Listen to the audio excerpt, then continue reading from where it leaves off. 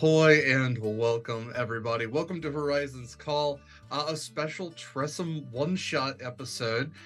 We decided that because we took last week off, we're taking next week off. This is that perfect kind of intermediary time to pull this one-shot in. We've been kind of planning this one-shot in the background for a while, ever since Eva came up with the great idea that Tressyms would even be on board the Innocence, now the Redemption. So I'm going to have these lovely folks say a little bit about themselves, about their one-shot characters, the Tressyms. But before all that, a couple of notes for the channel. So again, this is Horizon's Call. This is on the Sword and Key channel. This is your first time. Welcome. It's very nice to have you here. Couple of things. We here at Sword and Key love to support our players, and we encourage you to do so as well. And there's a bonus for if you do, you actually get to impact the game. It will count for this game as well. So the way that happens is if you donate money directly through Twitch, that's great. We appreciate it. It goes directly towards the channel. It helps with equipment and our licensing and all that kind of stuff. But we more highly encourage you to donate through our Pally, pally.gg, which you can see in the chat. If you do that, whatever you donate gets evenly distributed amongst these players. And when, again, you donate something, it impacts the game. For the equivalent of about $5, that's also a sub on Twitch, or 500 bits, I think.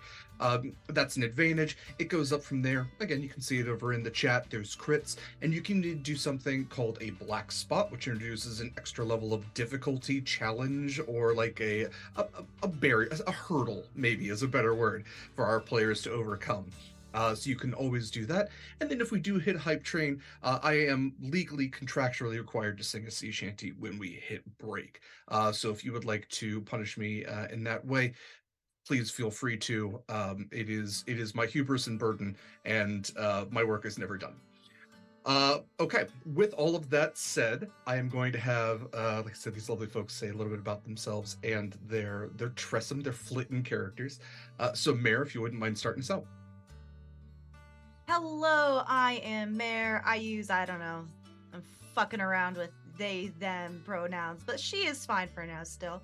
I am playing Danu today, who uses she, her pronouns. She is adorable and has done nothing wrong in her entire life. Factual, yes. Thank you, Mare. Mikyl. Hi, fam. I'm Mikyl, and I am a lovely picture. Thank you so much. I'm having issues, and I love the image that is my face right now on screen. So I go he, him pronouns, and I'm just playing Pluto, and he's just the smallest of flittens, but they're gonna respect me one day. They sure are, Plato. You hang in there. Yeah, Mikyl typically has his handsome face, but, you know, connection issues, and the show must go on and all that kind of stuff. So we appreciate Mikyl being here through all of the technical issues that always tend to pop up on game day, like some sort of gremlins in the machines. And also, he does our art. Yeah, I would say typically thank you to Mikyl for the artwork, but I did the artwork this time because Mykyl's been doing his flooring. So yeah, typically on Horizon's Call, you will see some amazing artwork next to our players, their characters, and Mikyl did all of that. But I did some cat with wing art, so I hope you like it. And the beautiful art it is. Thank you. Kaila. Hi, hello. My name is Kaila. She, her pronouns. Thank you. It's all good. You're good. Hello, feedback. Yeah. Today, instead of our beloved murder mermaid, I am taking the role of the largest of the Flittens, Serona, who may have spent too much time observing a certain siren and might have taken up some mannerisms. Maybe. Possibly. Fantastic, wonderful, and oh no. Last, absolutely not least, Eva. Hi, hello, I'm Eva, she, her. Today I am playing Lear, the middlest of 4 Flittens. He, him. That's how math works, yeah. Yeah, that's... Yeah. I don't want to say wisdom is his dump stat and intelligence isn't far behind, but them's the breaks. He is the, I don't want to say sweetest of the Flittens, but he's just here for naps and good times and cuddles. Maybe some snacks. If there's snacks. Flitten snacks, sure. Yeah. Yeah, definitely the most affectionate of the Flittens is what we determined. Great. Well, again, my name's Derek Sword. I use he, him pronouns. For this game, I am your dungeon meowster or game meowster. I don't have cat ears or cat ear headphones. Maybe someday. But just if this is your first time joining us, welcome. If not, welcome back. But yes, we are playing in the homebrew world of Damaris. It's an oceanic world, and the Flittens we established very early on in the campaign. They are tressyms, which, if you are not familiar, are D&D monsters that basically appear like house cats with wings. Sometimes they have fairy wings, sometimes they have bat wings. Oftentimes they are feathered bird-like wings. And we established that there is a mother tressym, Demona, who was raising her very young Flittens, baby tressyms, in the crow's nest of the ship originally called the Innocents, that the normal party now sails on, which has been retitled the Redemption. And over the months and the time that they have been on this ship, the Flittens have gotten bigger, and at one point were saved by some of the crew during a magical storm, and they've seen a lot of stuff. I mean, this is a pirate ship that has seen a lot of turmoil and combat, and the Tressyms have been there for the entire thing, but they're grown up now, and they've matured, and it's time for them, now that the Redemption has docked at the God's Eye, to maybe, for the first time being at port, at the age they are, go out and adventure, and leave the ship for the first time, and maybe even find a new ship for themselves. It's good luck for a ship to have a tressym. You know, they're great at pest control, but also can detect poison and prevent creatures from turning invisible. They're really helpful and useful. They're actually often used by wizards as familiars. So we are going to pick up on the Redemption, as it's maybe about middle of the first day that you all have docked. And I'd like you all to describe, so you find yourselves on the ship. It's sunny. The God's Eye, we've established, is this island paradise, this atoll with, you know, a beautiful blue kind of whole lake center, all of these statues of gods around, but there's still, you know, you're at a dock with a lot of other ships. There's a lot going on, a lot of movement and sound and bustling, but you might find yourselves up in the crow's nest where that sound is dulled a little. So let's go around. Danu, where might we find you on this pleasant sunny day? What Danu is doing, Danu is not the biggest, probably just somewhere between Plato and Serona size.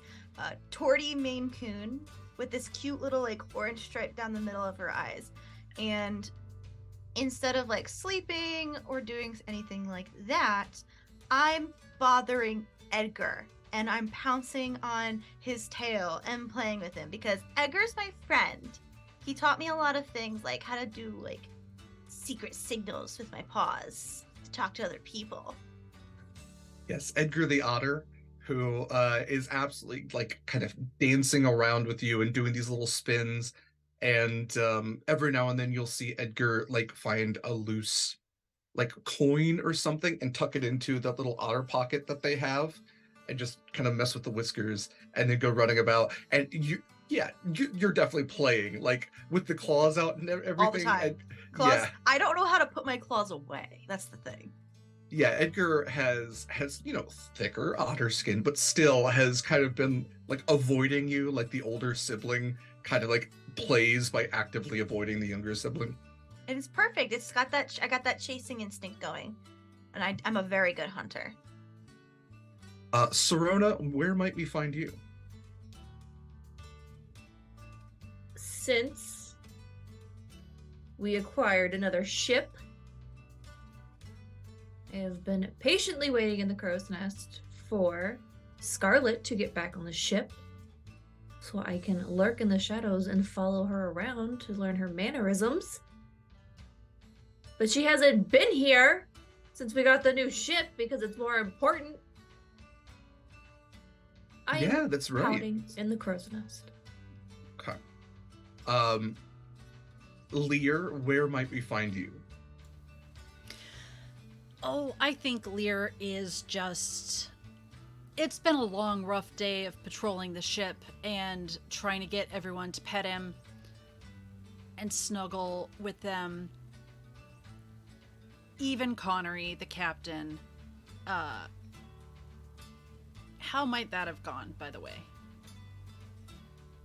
This is interesting. We're going to do a reverse roll. So, folks, the way that we're kind of playing this is I had all of my players make level 1 characters using tabaxi stats, and then on top of that, just to make sure that, you know, they didn't have like 2 hit points like tressyms typically do, and to give them actually, you know, a decent chance at this one shot. But on top of that, I also gave them, you know, kind of the basic things that tressyms can do. They can fly, detect poison, and can prevent invisibility. So they kind of are this weird little mishmash of stat blocks. So because you are an animal, I am going to have you roll animal handling, because you are trying to get somebody to handle you, the animal. You could all use a good handling. Kaila. It's not that kind of one what shot. if I don't want to? Oh no. Might I also argue persuasion for being cute? You could argue persuasion, sure. Oh good, because that would have been a -1. So persuasion is a 9. So at least I don't 9. scratch him up. Yeah. So you fly down onto like Connery's shoulders, and for a second he like reaches around and picks you up by like the, you know, the back of your neck, and just like kind of holds you for a second out, like facing him, and goes, "No," and like throws you up just to fly. Meh. Plato, I'm not even going to ask you because you were the smallest, and your mother, Demona, the largest of the tressyms, loves you, favors you. You are the baby. So she has basically pinned you and is just cleaning you in the crow's nest. So you would be up there with Sirona as like just paw on the back of your head. She's like, "How on earth did you get so filthy? Where did you even go?" Mom, stop! I just want out of here. I need to go eat some food. I need to get bigger and stronger. And you're just, what? And all claws just in the air, like trying to flick away and get loose.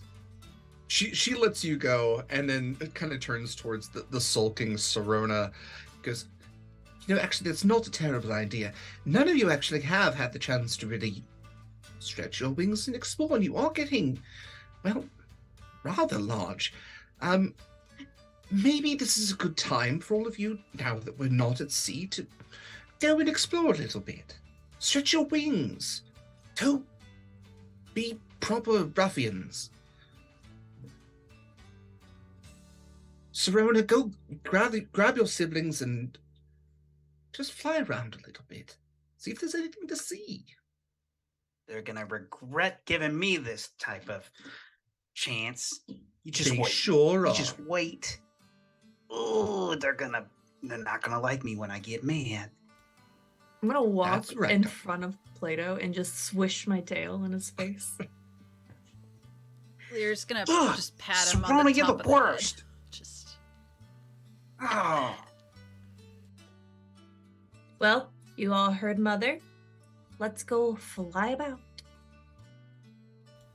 Are we all there, or do you need to find me? Lear Where would did, have where say did that, you? you know, I say, where yeah. did you fly to after? Oh, I was probably still annoying Edgar, Yeah. honestly. On our way out, we'll wrangle you. Yeah, Edgar's like holding his tail to him, and he's just like, "Oh, I'll rub up against him, purring, and then go to tackle Pluto. So, Plato getting bullied a little bit. you all take wing, stretching your various colored tressym wings, and are you looking to go anywhere in particular? There's ships about. You can go further into the island. You're actually relatively close to the next island over, Karina. You could reasonably fly there. The world is your cat oyster. Where we want to go? I don't like that phrase. I Wait, don't is know. World? I am pretty hungry. Cat oyster. Yes. Can Plato even fly to the next island? Those wings are kind of Hey, little. hey! I got good, strong wings. I'm just small. You do. Now, I'm just worried about you. He almost beat me last week. Almost. I'm gonna get faster and bigger. Just wait. Well, you gotta beat us. First, last one to the island is a rotten rat. Yeah. I just go. I go. Lear takes off immediately. after Danu. Okay. So as you all go flying and go further into this verdant paradise, maybe go dashing amongst some of the trees, sending these colorful birds flying. From your tressym's eye view, you can see that, once you kind of crest over and into the center of this atoll, again, there's that blue hole, which is just this deep, beautiful cobalt, and all of these statues everywhere made from white marble and limestone. And you might not know exactly what those things are, but you at least recognize the statue. Tressyms are intelligent creatures that can understand common. And you see people about, and there's maybe new beings you haven't seen before, like turtles, which are like turtles but people, and lizard folk and aarakocra that are these colorful parrot-like people. And let's go ahead and have perception checks from everybody.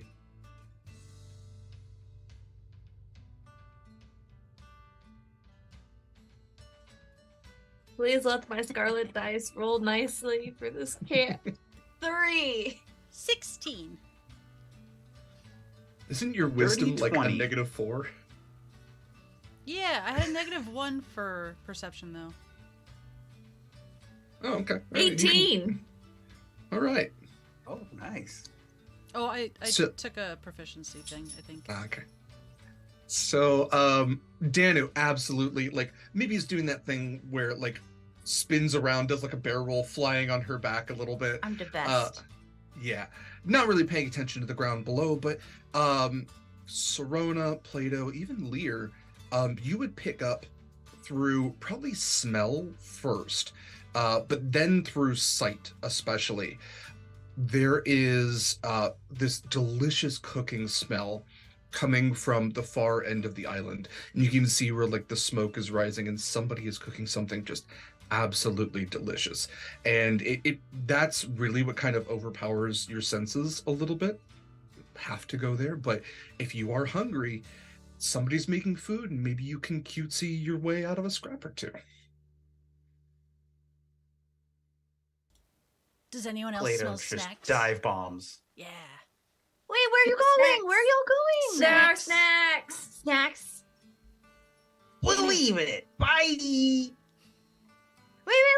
up. And I'm gonna follow. Dive bomb.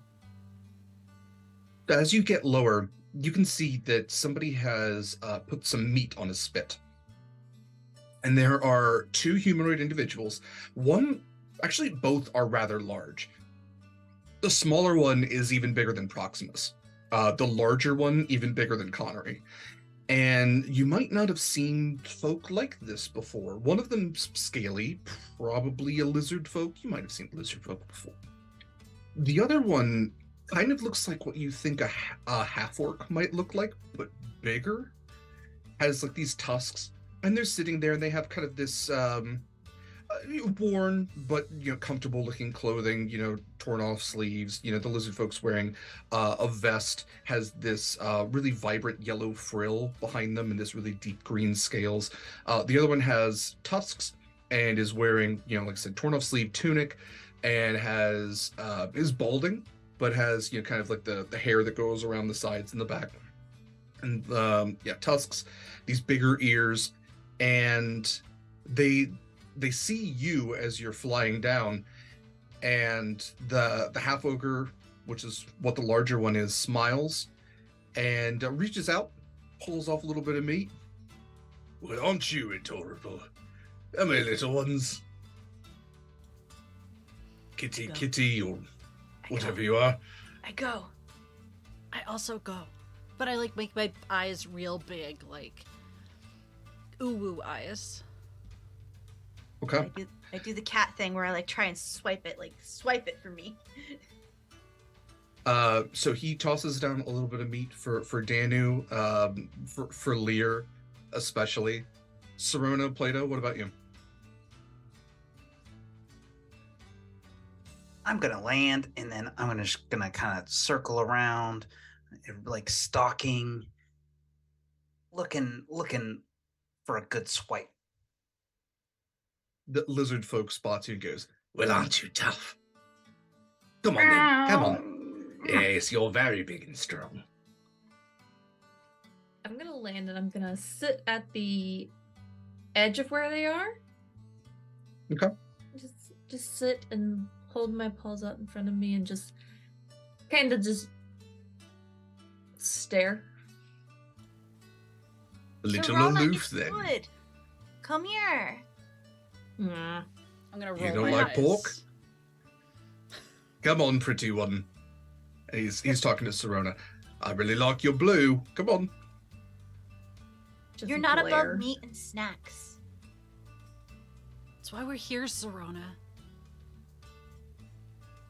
Fine. And I will slowly walk up with my nose up in the air. And they toss a little bit of meat there. I am going to need dexterity saving throws from Sirona, Lear, and Danu, please.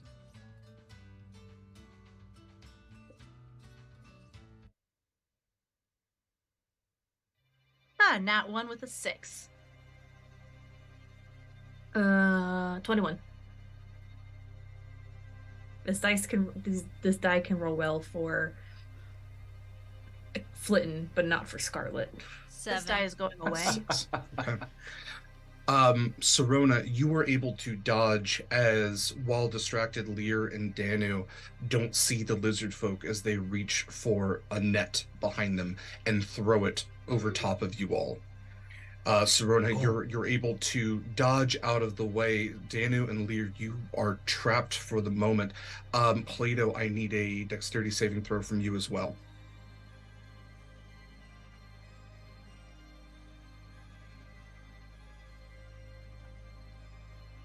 16. Unfortunately, you don't see as the half ogre grabs you around the middle and kind of like holds you with your legs together to where your claws can't really come out. And he's not hurting you, but you're currently grappled. You cannot move. And Sirona, you would see as all of your siblings have been grabbed, and the half ogre is grabbing for a cage. He pulls a piece of fabric off of a cage they had sitting nearby, which is worn, and even to like the scent smells of animalistic fear.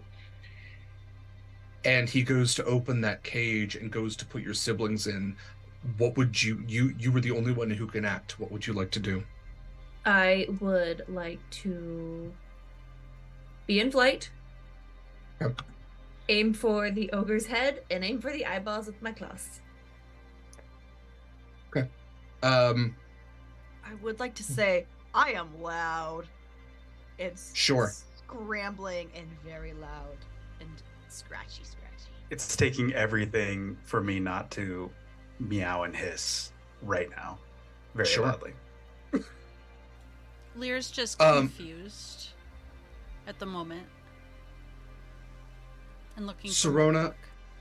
go ahead and make an attack roll. That is a 21. Okay. You go ahead and roll your damage for the half ogre. That's a 4. Okay. Oh, D4. We're rolling great you- today, folks. Scratch at the half ogre. Thicker skin on him, much like we as players might know that an ogre might have thicker skin, and you hear him kind of like yell out a little bit and give a whistle, and at that point, Serona, you feel a smack from behind. Even though you were up in the air, something has come from above, and as you turn around mid-flight, you see this ape-like creature. It's a monkey with wings, wearing a little vest identical to the lizard folks, and it has thrown a net over top of you and has grabbed you, and it's moving for the cage. Anything anybody can do. I try and scratch to get them to let go of the net. Yeah, go ahead, and it's a roll with disadvantage. I do have a question. Is anyone else considered engaged with this person? With the lizard folk, no. No. Okay, I scratch.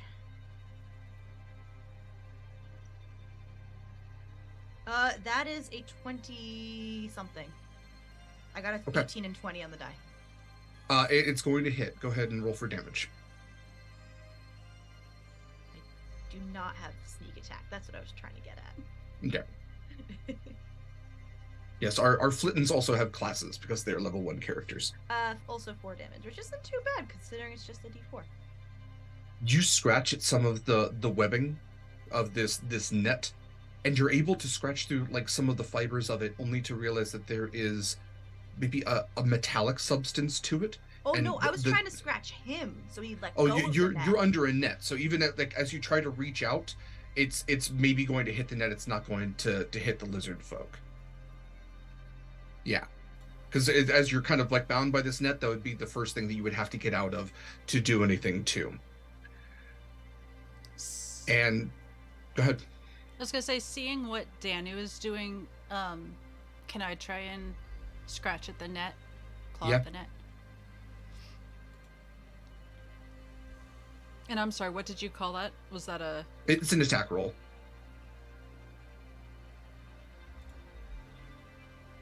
17. 17 will hit. Go ahead and roll for damage. 4. Okay. Again, clawing through some of the fibers, it's not... You definitely weakened the net a significant amount, but it's not been enough. And with that, you find Danu, Lear, you are both placed into this cage as the net kind of releases you. And Plato, the half-ogre, slides you in as well. And Serona, caught in the net by this flying monkey, you were summarily placed in as well. The half-ogre shuts it, places a padlock on it. It's a metal kind of wire cage, and looks over to the lizard folk in common, because you can understand this. Surprisingly good haul. I did not expect this. Hopefully these could fetch us a half-decent price. And he turns to look at all of you. It's okay, little ones. We're going to find you a new owner. I hiss. As long as they can pay well. Don't be rude now. And he's going to drop a few more just pork pieces in there. I was cowering, but I take a piece of meat. Oh, I scratch. I go for the... I go for Through whether the I can reach or bars. not, I go for it. Yeah, it's not even wide enough for the paws to reach through, so he just kind of chuckles. He goes, at least they got spirit then. I'm gonna claw out your eyeballs. Of course, that comes out not Just in meow, common. meow, Yeah. meow, meow, meow. Yeah. That's adorable. I wish paws could give people the middle finger. Oh. Yes, the middle digit. Yeah, the middle bean.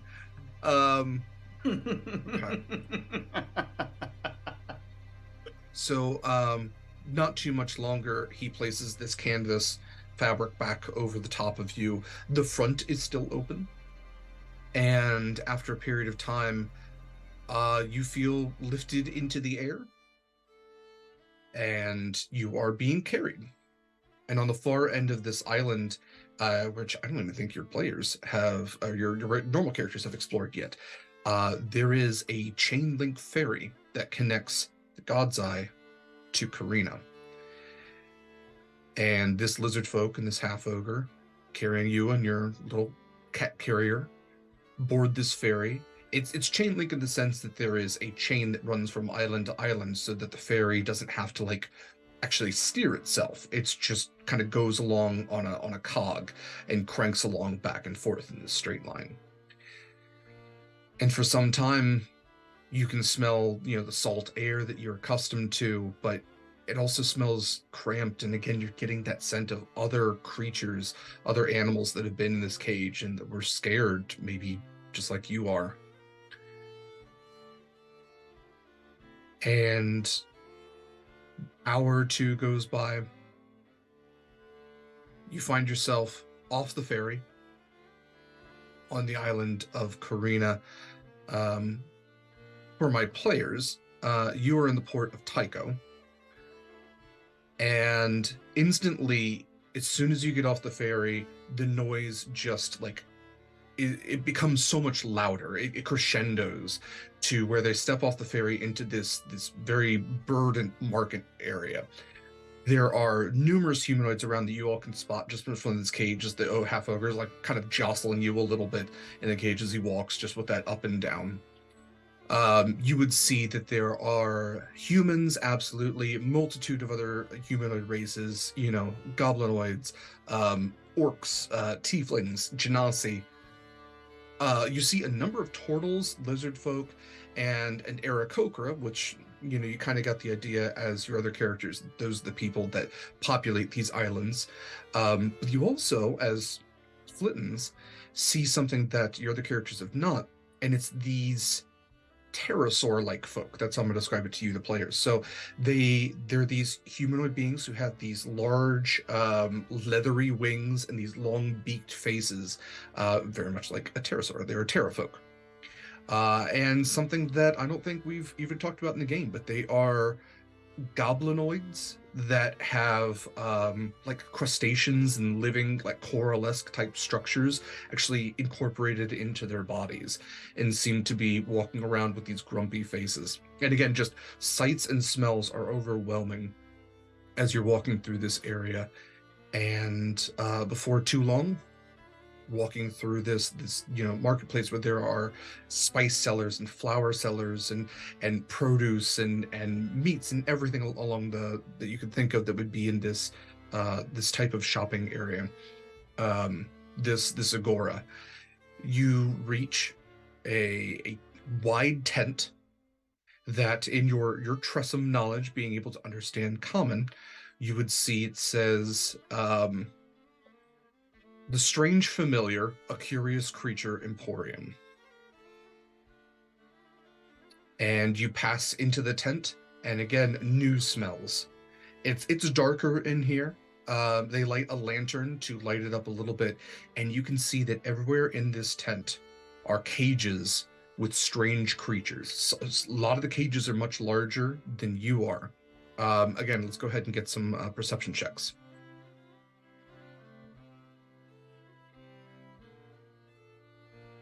Natural 20 for 21.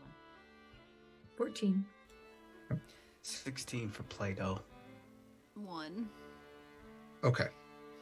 Lear, it's scary. It's I'm okay. hungry. You are. To everyone else, you would spot a large cage towards the back, which has a rather tall bird in it, almost as tall as the half ogre, with this kind of pinched beak to where it comes to like almost a cutting point. It's an axe beak.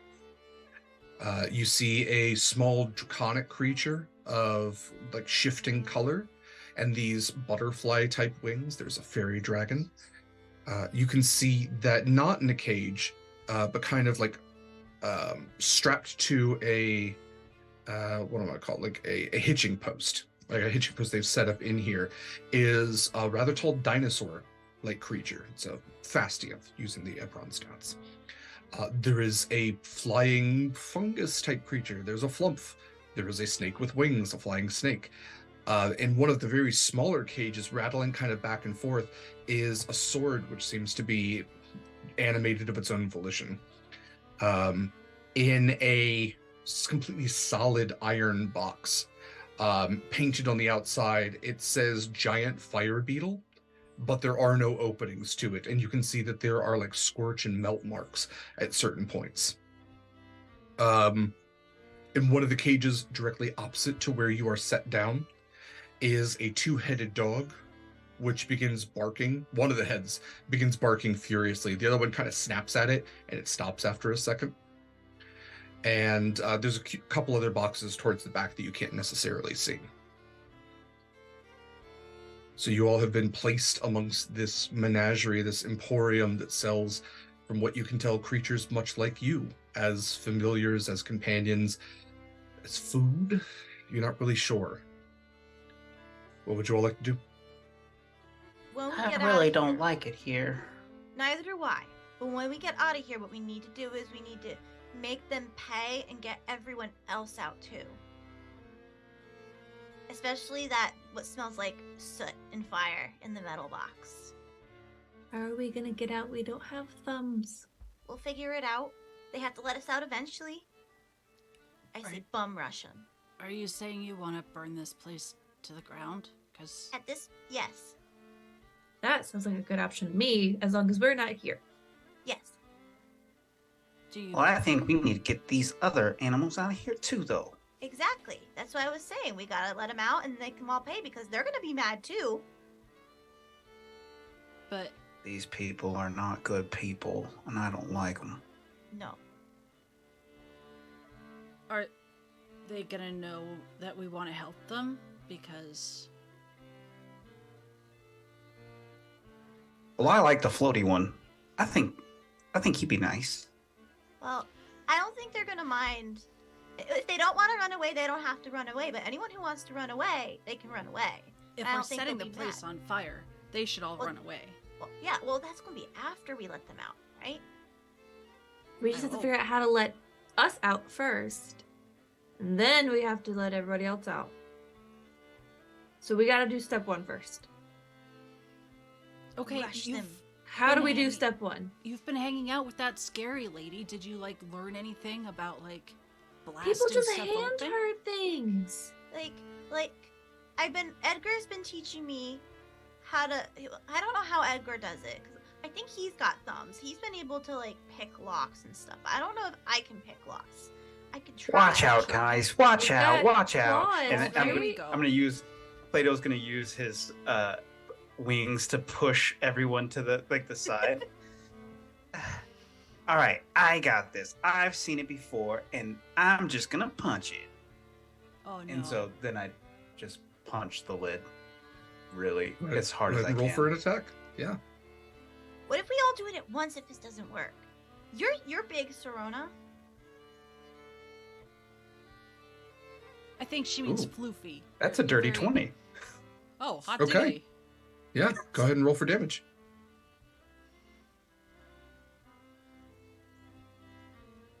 Nine points of cat claw damage. You all Yeah. would watch as the smallest among you actually bends the bars just a little bit with this falcon Oh. cat punch. Oh, They oh. they don't break, but Play-Doh. this is good. Plato, you're doing so good. We should all do it. We should all help. If Plato can do it on his own, imagine if we do it all together. Yeah. I feel like we should just do it on this one, though. Okay. Yeah. Okay. And then we I should will get say- enough We can get space, our heads and I can through. squeeze through. If we can when get our you do heads that, through, the we'll be good.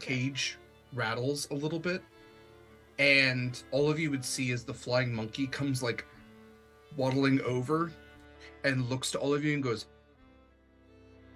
"Mm-mm." You can't tell us And what you- to do. And you hear the half ogre go, "Mr. Nanners, come on back over. I need your help." Sell Oh, out. stupid name.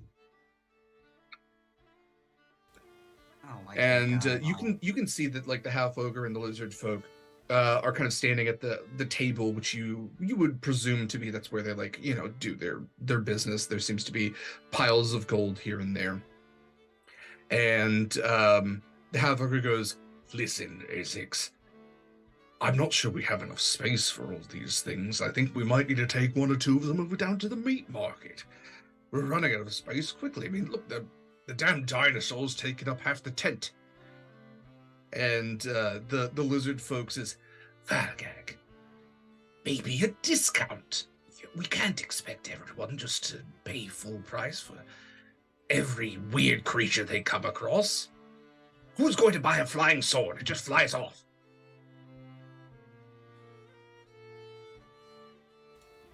Okay, so before we try this again, I think maybe we get out, right? Then what? How are we going to free these other creatures before big guy and bigger guy over there notice that we're free? Plato's just pacing, and you know what? I'll punch them both. One right in the face, and then one right in the tummy, and then the other one, I'll kick 'em.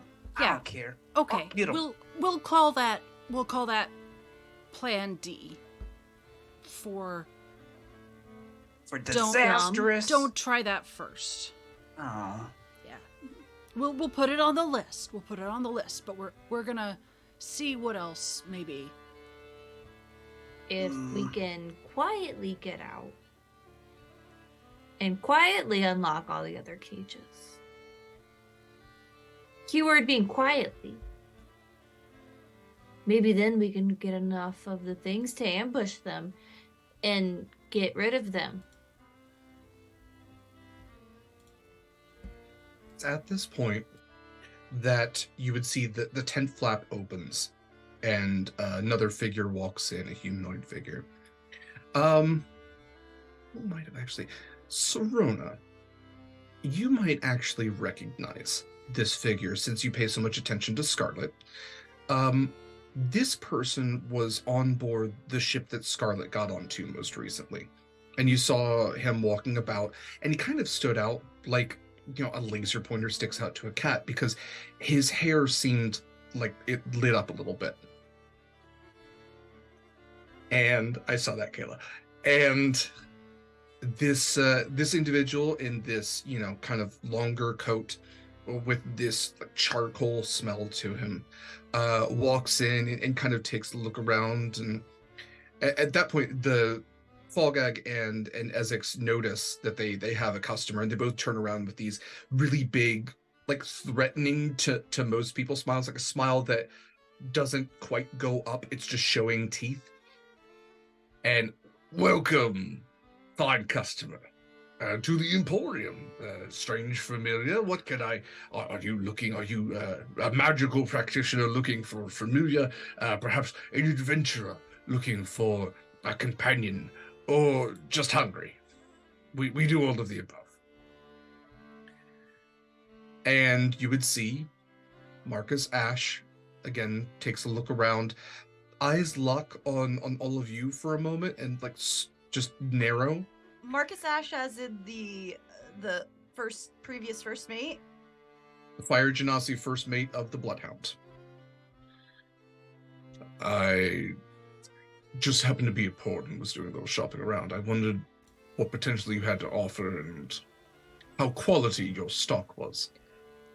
Our stock is the finest, sourced locally and far away, of every type, as you can see. Are you perhaps in the market for a fairy dragon?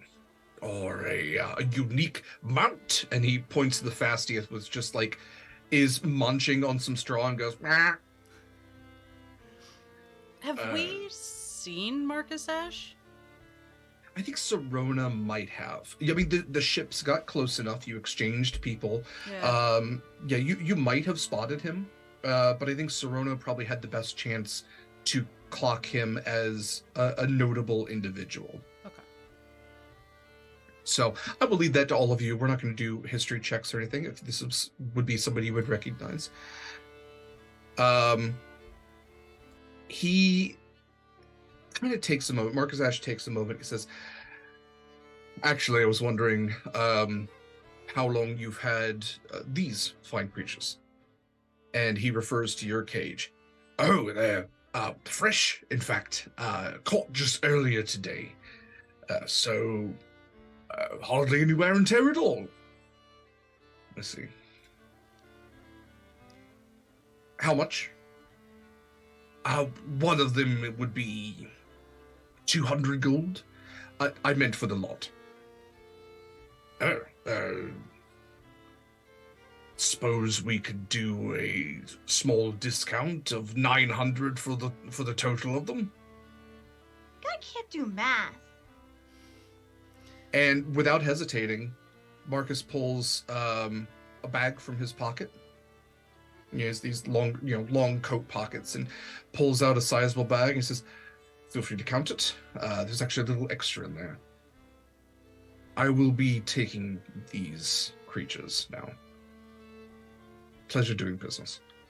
Lear is looking between him and the rest of the Flittens, but like going between like ooh eyes and then like trying to figure out what everyone else is doing, as he doesn't remember Marcus Ash, but he also knows that he doesn't like the group they're with, so He knows Scarlet. Maybe we're going back to the ships. He's Like- probably taking us back home. We'll Those are find in out. But I still don't like it. Like, I don't want to be in the cage, so I don't trust him until we can trust him. Also, hey, you suck! And I'm yelling at the monkey. And the monkey is just like, literally just has a piece of fruit, mashes it into its face. It's the monkey flip off, and again, kind of like does the full teeth smile, which in monkey actually is a middle finger. it could be worse. Could fling something at you. We're not doing that. I'm sure that's a line to a somewhere. tree. You. It's a Fly into line tree, somewhere. jerk. So you'd see the half ogre, the lizard folk, like kind of dash for the gold and start going through it, very like Thenardier, Les Mis-esque. And Marcus would throw the canvas back over top, and you would feel lifted into the air once again.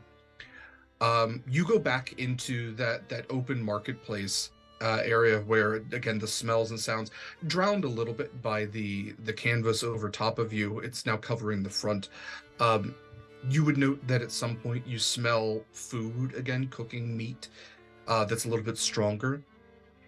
And a few minutes later, he takes the canvas over top of you and sets the cage down. And as you look around, you're sitting on a very quiet beach. And he takes the padlock off. And you would just, the door opens, and he takes a seat next to you all on this kind of white yellowish sand. And the cage is open. You are free to leave should you like.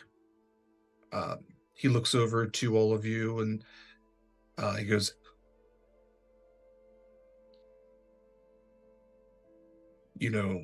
Winnie told me about you. Winnie, I'm assuming tressyms aren't just wild around these parts. Purring. Just purring. Yeah. Serena will go out of the cage. Oh, yeah. Yeah, Lear will rub up against his As I start leg or rubbing knee. against. I Do picked up some extra puppies. food. I don't know if those jerks fed you or not. And he pulls some meat off of a little stick and gives it to all of you. I'm sorry, Kaila, what were you saying? Just the cat nudges and the soft mews. Open claw biscuits. Open claw biscuits. Okay. Ow! I can feel them. Listen. Winnie told me your names, and I did not commit that to memory. You were all, sure. Yes. You all look grown enough, and honestly, if I were you, but take this opportunity to go and somewhere else. You're not that far from the God's Eye, and he actually points across the water where you can see the atoll, somewhat hazy over the horizon, but still within relative flying distance of what you could do. Catch a good wind, and you're there by nightfall. But I would not go back to that place, and I'd be wary of people that you meet in the future.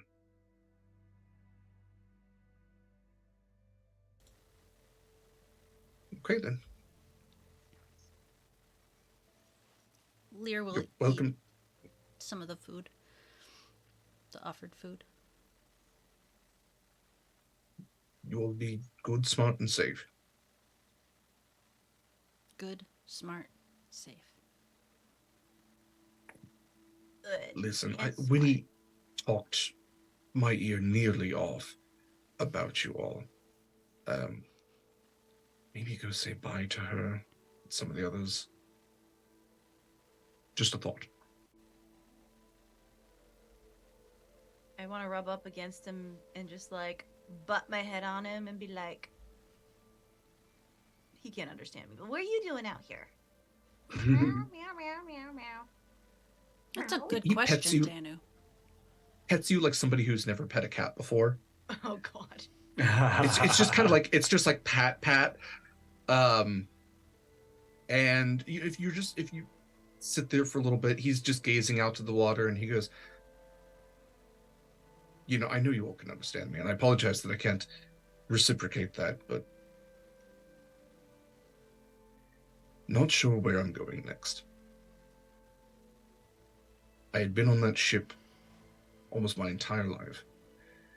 I had served a good man, a good captain for a long time before King took him.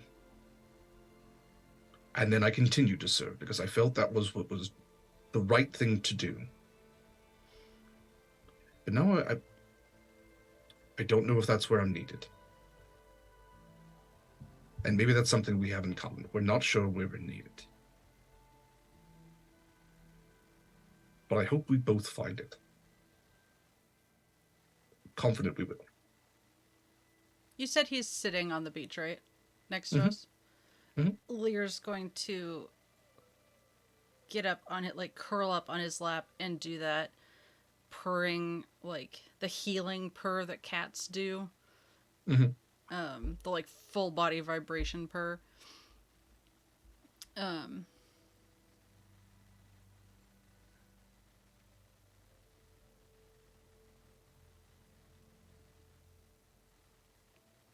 But to the others, he's gonna say, do you think there's something wrong with the ships? Why is he trying to get rid of us? I don't know. Well, to be fair, the ships have gone through a lot. Well, just a magical storm.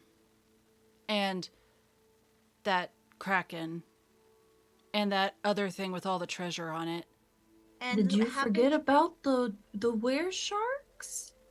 Well, yeah, but that was And way the down. yeah, blade that was fun. sharks? Also, The the sharks most, that can disappear? also Well- the most recent thing of like where he came from, like when they were firing at Look, the ship. I can only say one thing at a time, and it's okay, it's a longer list than maybe I thought. But But he does have a point. He There's might a have lot a of point. us on. yeah. There's a lot of us on one ship, and honestly, seeing the same people every day, their petting skills aren't getting better. That is weird, right? Like, you'd think it would eventually you'd figure it out. Why don't we just go back and forth between the two ships? And then we don't have to leave. Mom's getting also really annoying. That's for No, sure. She loves us. Yeah, but she can love us and still be annoying at the same time. Just like all of you. Yeah, exactly. Wait, Hey. she does kind of baby Play-Doh. Yeah. She does. Like Later, it you keeps are the us. favorite. I can do it by myself. I'm pretty sure that I could protect a whole ship without you. It's fine.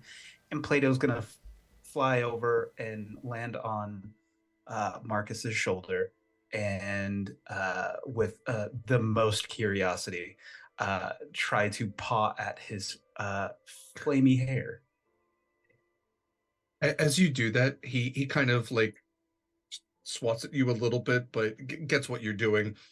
And then he looks to all of you, goes, "Did you all know that you're actually good luck?"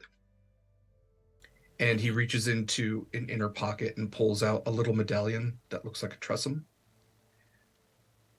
Any sailor worth his medal carries one of these, because it's good luck to have one of you on board. And that's also why I knew where you came from when I saw you, because no ship worth its medal would actively give you up. Oh. Lear's gonna swipe at it, like claws back, like just bat at it. And he like flat palm just shows it to you, and it's shiny, and it's simplistic, and it's almost round in the way the wings kind of make a circle of this cat, otherwise like, looking like it's on its back. I love everyone on the ship. I love Edgar, and I love Honey, and I love Connery and Winnie, and but if we leave, I won't be able to claw at Acacia's butt. Honey does It is make the really best funny. food. But Honey is a also, good cook. yeah. But And what will also- Mom do without us? She'd be so lonely with just Sammy Yeah. and Winnie and the rest of the 2 ships to hang out with. But like, Mom would get all of the attention from Winnie. but like, it's not new. It's getting boring. I want adventure. Okay, Or at what least something about different? that whole list that we just went over was boring? Okay, I want I don't want to die. You know Well- how many times like those cannonballs like went super close to the crow's nest a couple weeks We ago? can Remember when fly. our nest caught on fire? Like, doesn't matter if we can fly or not. It doesn't mean we're immune to cannonballs. Yeah, if only we had some sort of like armor or something. Do you think we could steal the blue one's armor? I bet we could try. I bet you we could all fit in it.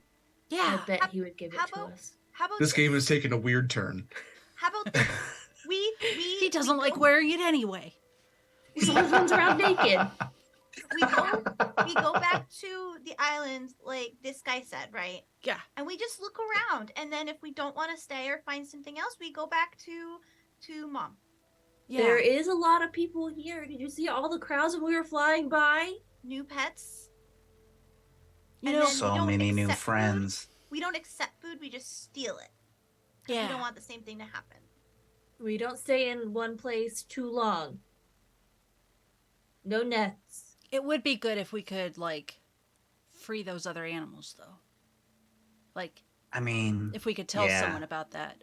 It's probably not smart to go back, but like We can tell I Winnie. can tell Connery. okay. So we've got a list of people we can tell. That's good, then we can do that. Because Should we- Winnie is not the type of person. Winnie will go like save all the animals. You know that. Yeah, oh, she'd but be so Connery mad. taught me the swear words. Oh. The ones that he You taught can the understand sailors. them, not speak them. Shh. It's Serena not, was just, adult. it's not like we have cats just walking around going, "Fuck!" That would be amazing. But it would be Leonard cool though. sound like, Derek? I assume just a bunch of growls. I feel like it's Okay. Leonin, but like if you breathe in helium. Yeah, yeah. Jesus. Also, should we drag him back with us? Yeah.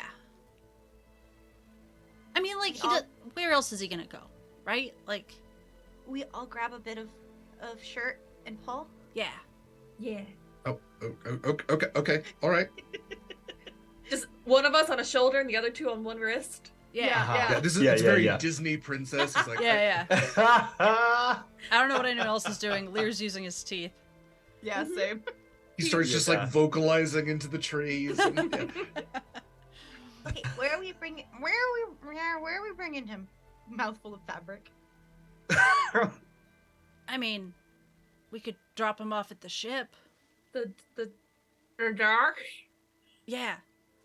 And then we could go, like, do that other stuff. Oh, we should probably tell Winnie and Connery, or whoever we see first. Mm-hmm. Yeah, Mhm. yeah. He's like standing up. He's trying to figure out what you want. Did you listen? I'm fully willing to help or go wherever you want me to. Magical cats. Let's see if we can charades this out. Oh, can Lear, having watched Proximus, probably, like, stalking him through the halls, having watched him do his art, can Lear just, like, with a paw, draw a really shitty boat in the sand? Sure. Just, like, Yeah. Yes, the I'm stick here for figure, like... Let's see how shitty this is. Go ahead and roll for performance. Yes! that. Performance! Ooh! 21. Oh, It's a half decent boat. And he goes, "Did you all want to go back to the Redemption?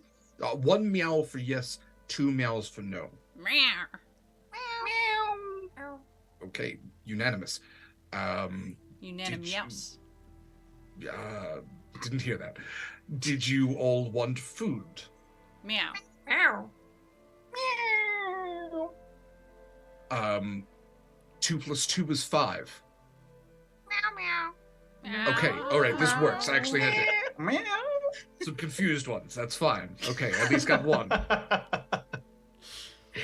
Hold on, I'm- what I'm- is my I'm also- intelligence? Can we I know just basic do math. I'm 10. The I have 10 entire intelligence. campaign like this. Please. Also, let's Please, no. remember, Winnie did take a primer at some point up to the crow's nest and was trying to teach the Flittens and little Jeffrey. That's not, no, we're not doing I'm just ABCs for saying Flittens. it's plausible. No. Let me just remind you, It's Derek. plausible. You did this. I did Plausible. this. Yeah. Oh. Okay, so you've indicated the boat. He has at least tested that one of you knows math.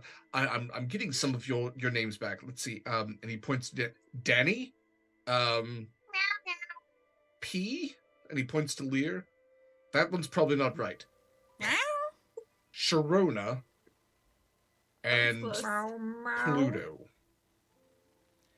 I know I'm close with almost. Okay. All right. Listen.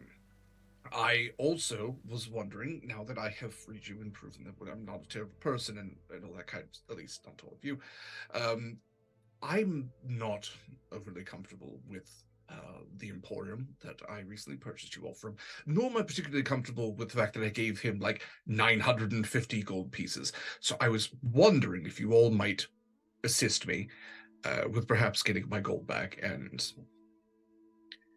a bit of retribution to... I don't stand... Oh, yeses all around. Great. I don't stand well with people who don't treat animals well. Okay, so we were going to tell Winnie, but I think this works better because he's not going to be as nice about it. Yeah. I mean, sometimes she blows things up, but I don't think it's on purpose. Yeah. I still think we should tell Connery. He's Oh, big. absolutely. He is large. Oh, he's But gonna we- be really mad. But it's going to take a Mhm. while to get back and then come back, so I think we should do this first. And then if they're looking for work, they can just say no, or they can join the ship, and then they can Connery can throw them overboard. I heard that the ships were getting pretty full, though. They were complaining about too many people. Okay, I but thought also people were if leaving. if you were listening, people say they couldn't wait to get the hell off the ship. I don't hang out with those people. But That's the also, problem. Lear's gonna just like kind of half land on his shoulder and do that like grabby cat thing to like stay scent balanced. Like Yes, I'm familiar. he's like a fire person, so like that's half of the plan already, right? Yeah. And he's got That would thumbs. be really fun. And he has thumbs. Hey, Oh, Danny. also, I have thumbs. if that helps. Meow. Meow. Hey, Danu, Right. real super quick question. Yeah. When did you get so weird and like keen on like fire?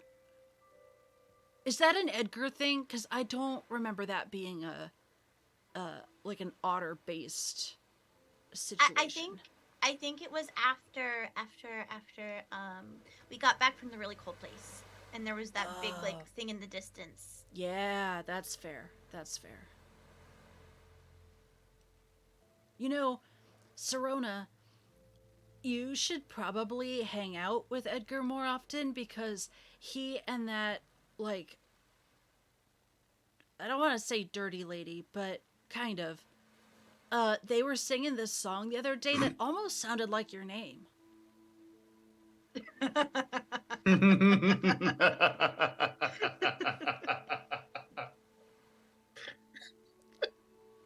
Just saying. If I hang out with them, who's going to watch Scarlet? Winnie. No. I mean, she kind of does. But Danu could take a turn instead of, like, poking holes in, the horse lady, Acacia. She could poke holes in, Scarlet. And I think Acacia likes it. I do think she too. does That's too. why I keep doing it. Yeah. Okay. Anyway, turn back to Ash. Meow. Yes. Are we ready? Do we want to go do retribution? Let's go. Let's get him. Oh, I don't like him at all. Let's get him. Yeah. All right, everybody pulls in, and he puts his hand like down at cat level. I pounced This on is- it. Yes. This is very Yes. okay. All right, that tracks. Two paws in. Okay. With that, folks, we're going to go ahead and take our break just a little bit earlier than we typically do. I also do want to know I looked up the lyrics to My Sharona. They are awful. That is an awful song. Holy shit! It is. Yeah, it's one of those songs that's just like a little too comfortable with underage love. Like a lot of rock songs are that just like We are don't on need the to radio go all the time. into it. It's not metal. great. Yeah, it's not great. Yeah, we can leave Anyway. that one Don't alone. love that. Yeah. So just an excuse to not listen to my shirt anymore. Yeah. With that, we're going to go ahead and take our break. So stick around. We will be back in 5 to 10, maybe 15 sometimes. But please take care of yourselves, do the things, and we'll see you then. Thank you. Bye.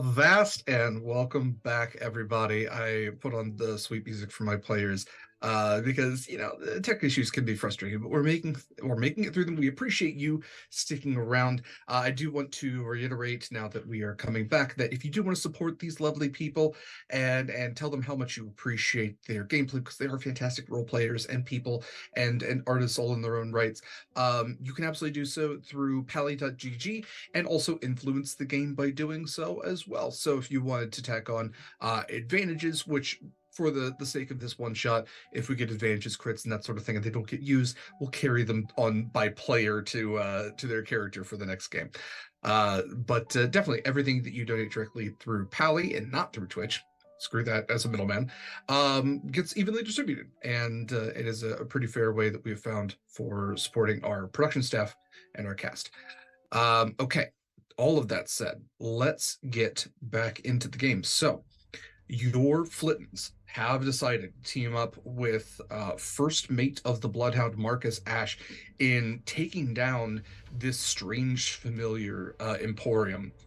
Kind of hard to plan with a language barrier, but Marcus, with all of you around, kind of kneels down in the sand, and with his finger he's drawing his, all right, so here's what I'm thinking. And 2 meows if we have any disagreements. I'm thinking I go directly in and I distract while you all try to open a cage or two. Perhaps untie the Fastieth. Make distractions, little things. Don't get into direct combat. You're very mighty, and he looks towards Plato. However, don't you all getting caught again. And we need to be surreptitious about this. So maybe be sneaky. And he looks over to Danu, who kind of has like given off some brogy vibes a little bit. I'm good at the sneaking. Anything you can do to just let out something here or there, and I'll do my part as well. With a little bit, and he snaps his fingers, and a little bit of flame appears on the end of his index finger. And we can make sure that their business doesn't see it tomorrow. Meow. I want to also run off quickly to like nearby and maybe grab like a twig. Mm-hmm. And I want to come back and like light it on his hair, just looking really excited. Meow. Oh, okay. All right. The flying cat is an arsonist. Great. Hooray. Meow. Oh, a sad yes. Great. Okay. All right. And he stands up and like brushes the sand off of him, and he goes walking back into the marketplace. Stay up high. Try to stay like in the sunlight where no one can see you. I look at Serona, Lear, and Plato. We also gotta keep an eye out for the jerk monkey. Yes. Got it. Plato, make sure you What? beat him up real good. I mean, I'll you take think we care of could him try- if he gets too close. Do you think we Believe could it. trap the monkey? Well, I don't want to like kill him. No, just trap him. Kind of those like words we mean were. different things. Well, like if we're setting it on fire and we trap him in there, I don't want him to, you know. What if no. we lured him outside and then trapped him? Okay, what sound What does if a we banana were- make? I don't know. No. But what if we meet out outside? Bananas are constantly screaming. We just can't hear them. Yes. Same with grass. Oh. It's all that radiation. Honestly, though, Grass the actually smell, screams. the smell of cut grass is grass screaming. Mhm. You learn something. Okay. So, Marcus, you can spy him from above. He is walking through this crowded area with all these people bustling about, all these different colors and shapes that you can see from above, all of these tents and structures, until finally he makes his way to the very familiar tent that you had all been captured in before, and passes through. How would you all like to proceed? He is now inside the tent. Lots of people around. You haven't spotted the monkey. How are we doing this? I'm still gonna try and let some people out. I think he said the big thing. I don't know what a Fastieth is, but I'm gonna assume it's the big thing. Be a safe assumption. What do you all want to do? I'm gonna try and let some things out. Do we scatter and try to let things out as much as possible? I think it'd be Or- harder for them to. Catch More, us. more Yeah. claws, more cages opening? I like that idea a lot. Yeah. Maximum chaos. This sounds jawsome. Did You've you... been hanging out with Wayne Yeah. too long. Yeah. Yeah. So how are we getting into the tent? Or do you all want to slip through like underneath the tent folds? Are we going in through the door? Entering How we through the doing? rear. Is there a, Okay. a ventilation hole on top that we can sneak in? Or that. There was a lantern. We can absolutely say that there's a ventilation spot at the top. Sure.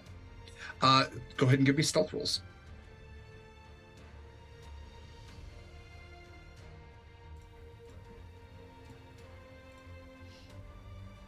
That is the 21.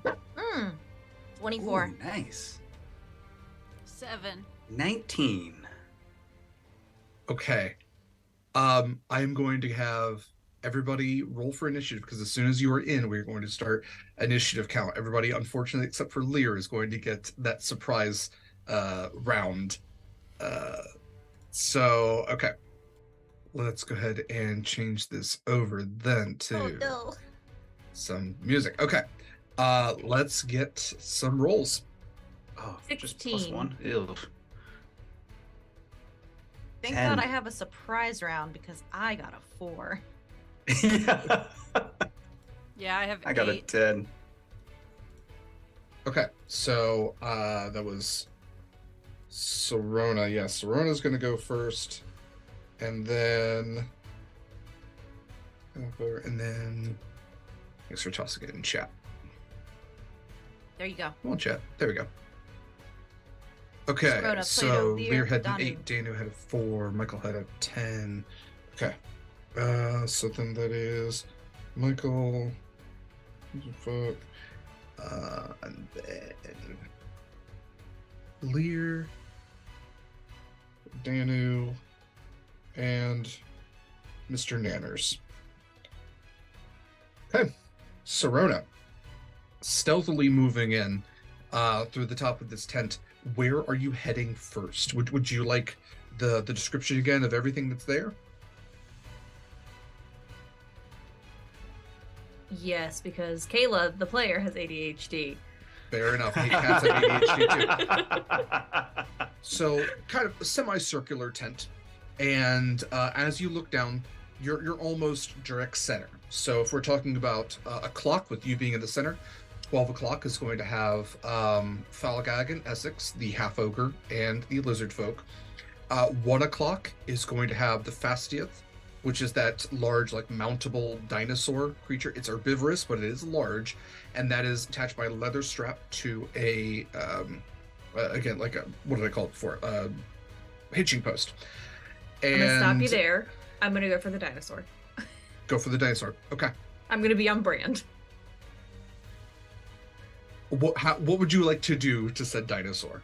I would like to, using my claws, I would like to try to cut the strap. Go for it. Roll an attack. Oh no, Oh. that's a 5. 5 is not going to I cut don't the have straps, Scarlet's unfortunately. advantages on Serona. So unfortunately, a 5 does not cut it. Is there anything else for your turn? I don't think I can talk to this thing, so You could try to.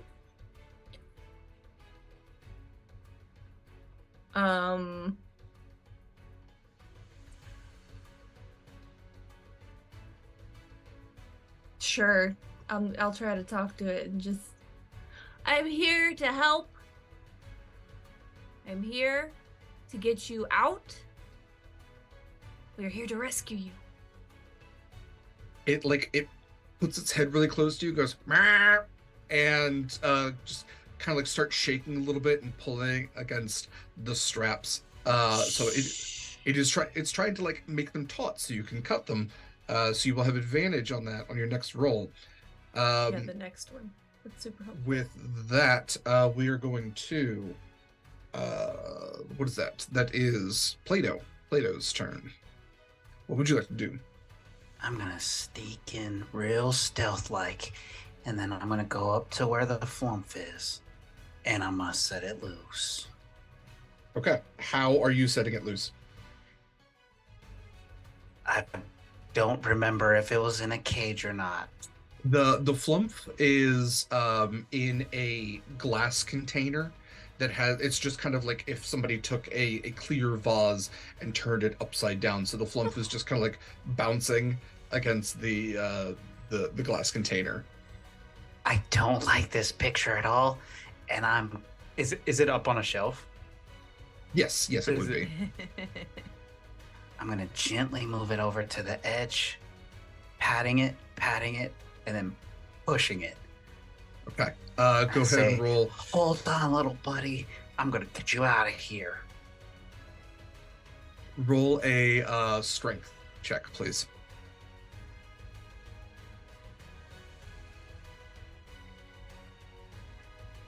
Gosh, why can I never roll this good all the time? Dirty 20. Great.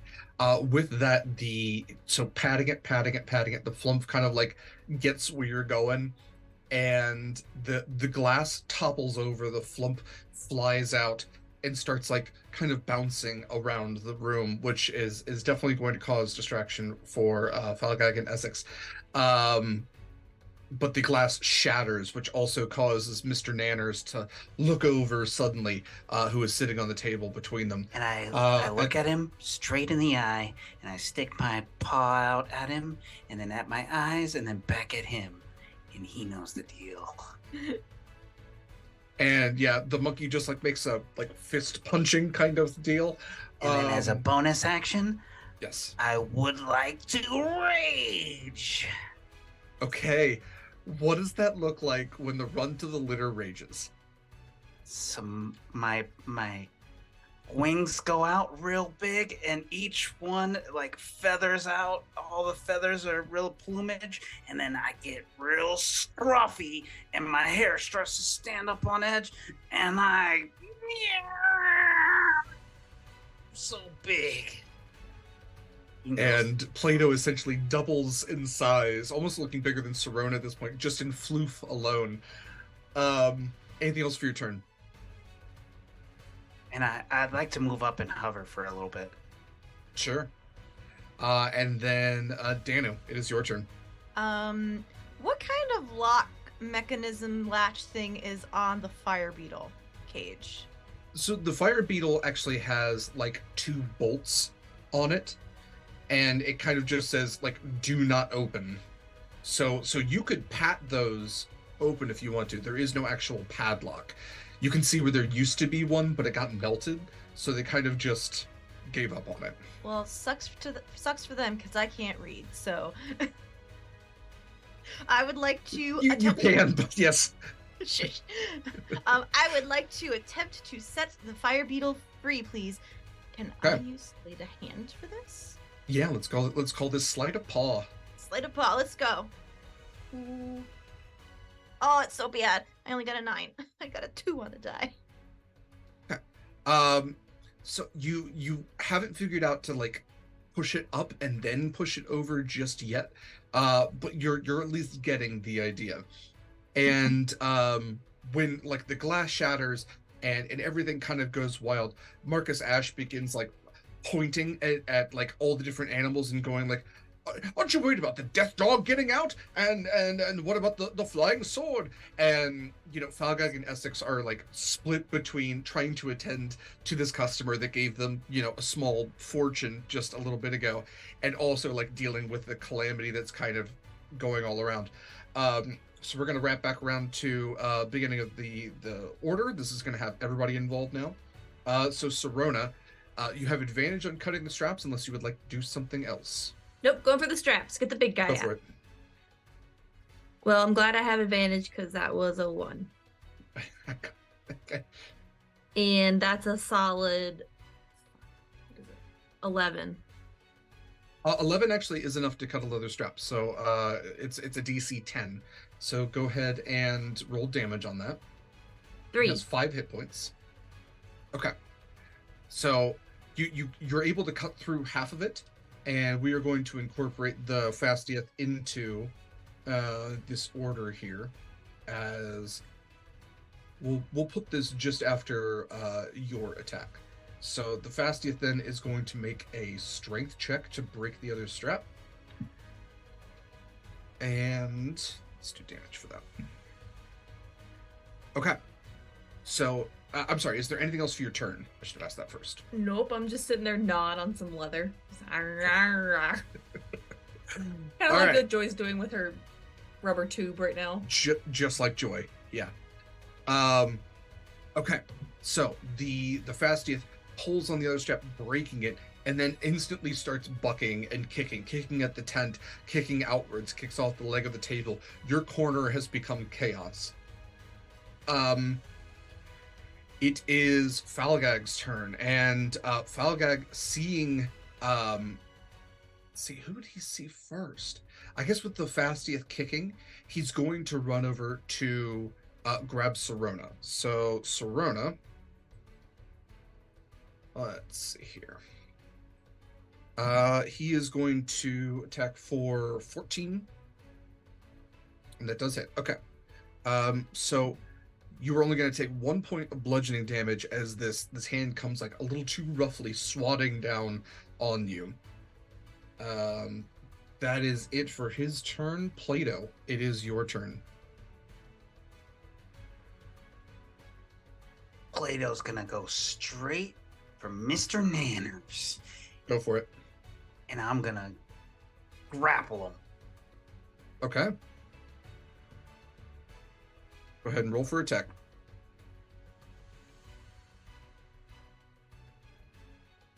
Man, that's so good. Gosh. 21. Yeah, grappled monkey for sure. And I'm gonna be flapping, and then I'm gonna move him real close to the flump and put his face near the flump to gobble it up. Okay, here's where I need to know more about flumps, because I thought for sure that they were like non-carnivorous, just friend They're beasts. like they like feed on like positive emotions or Yeah. emotions Yeah. in general. They're sweet little beings, like the only good aberration. They're like friends. Yeah, friends Okay. that do that take over other friends' bodies. But they do. Okay, I can work with this for sure, because they do have a stench spray. Ooh, that's a 15-foot cone though. That's a Oh. lot. That's That's okay. a lot. It's fine. I said what I Um, said. It's like a skunk when you get a skunk in a closet.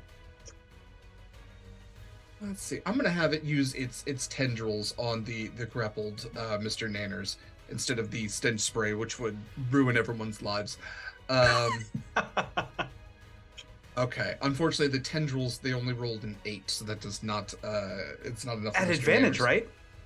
Because I guess, yeah, I'm because it is grappling it? grappled. You're absolutely right. Okay, that is actually better. So that's a 14.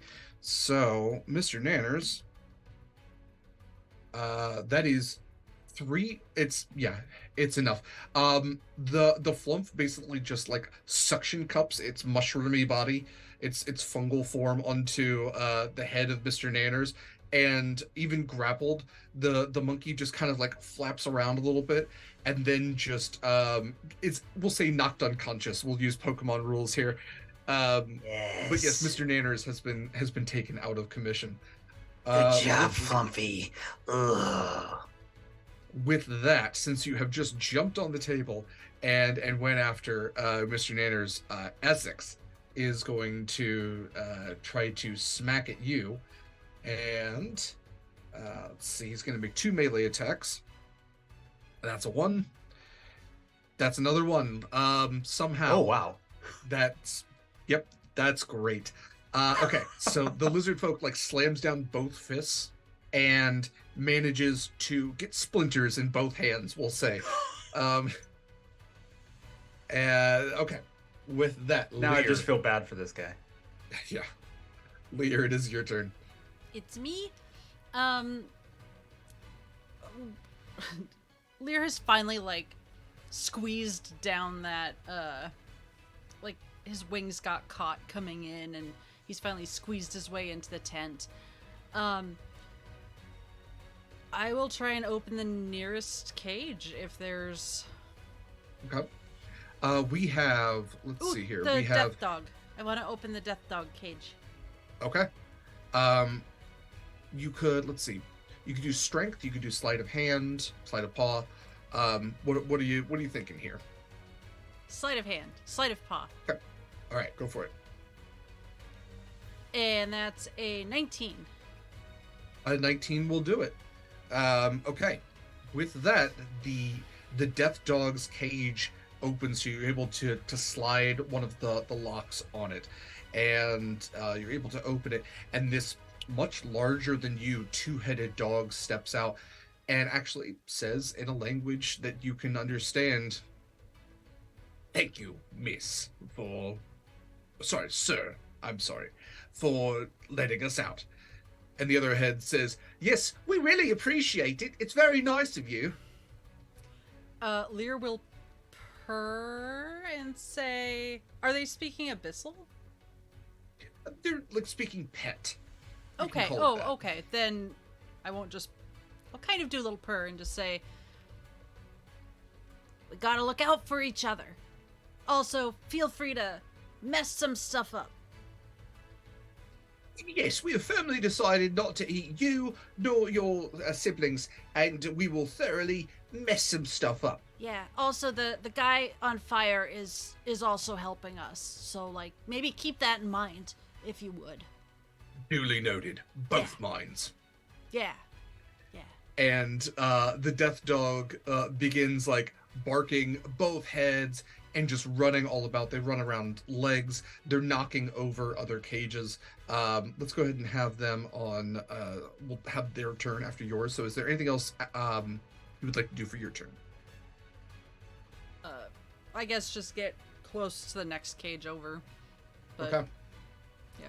So the death dog goes rampaging. Let's go ahead and see what they can do here. They actually run between the legs of Fallgag to one of the boxes in the back, and you hear a breaking as this, like, halfling-sized creature covered in white fur comes running out and, like, beats its chest. It has these little horns and these sharp teeth, and it jumps on the back of the lizard folk. This is a Yeti tyke. Okay. So we then are at Danu. It is your turn. It's my turn. I growl in frustration, and I want to try again to let the beetle out. Go for it.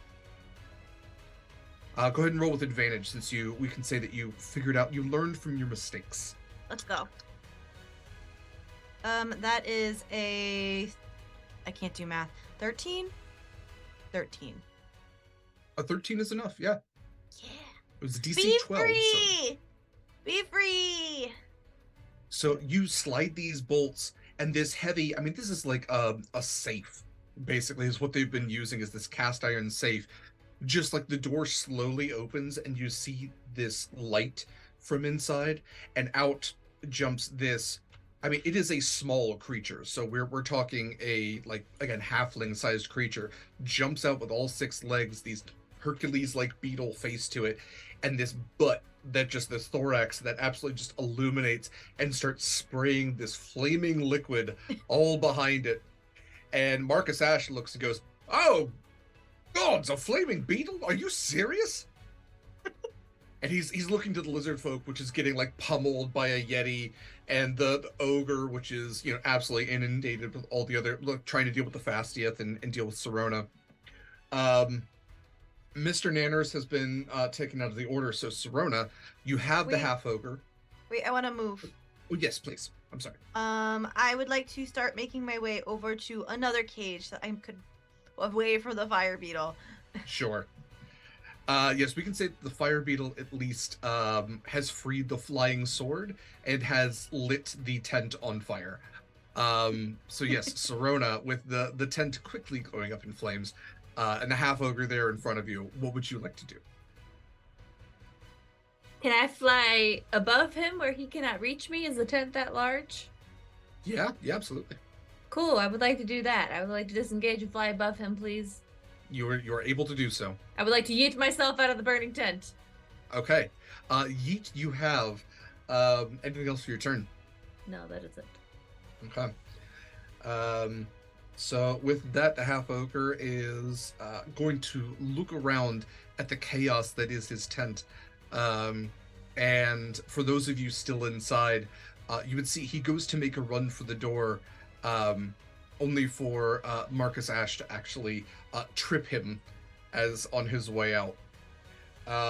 Plato, what would you like to do for your turn? You have a prone half ogre, you have an engaged lizard folk, and you have just chaos around you. If I remember correctly, it was the ogre that grabbed me and stuffed me in there. And as I see him on the ground, my eyes go from bright green to red. And I want to go directly after him and pounce on him real hard. I'm going to hit him. I'm going to hit him real hard. Get that ogre.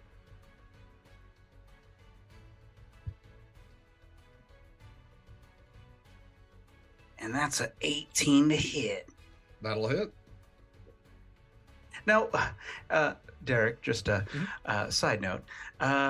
What are we doing for a weapon damage? Is that just our claws, or are we? Yeah, Just, I'll go unless you unclawed. can, unless you I'll want go to with improvise claws. something else. Yeah, claws are probably going to be your best weapon. Because barbarians, like they smash things, right? Like, But they sure do. Yeah. Yeah. so I'm gonna hit him. I'm gonna hit him real hard with a great axe that's really just my paw. Okay.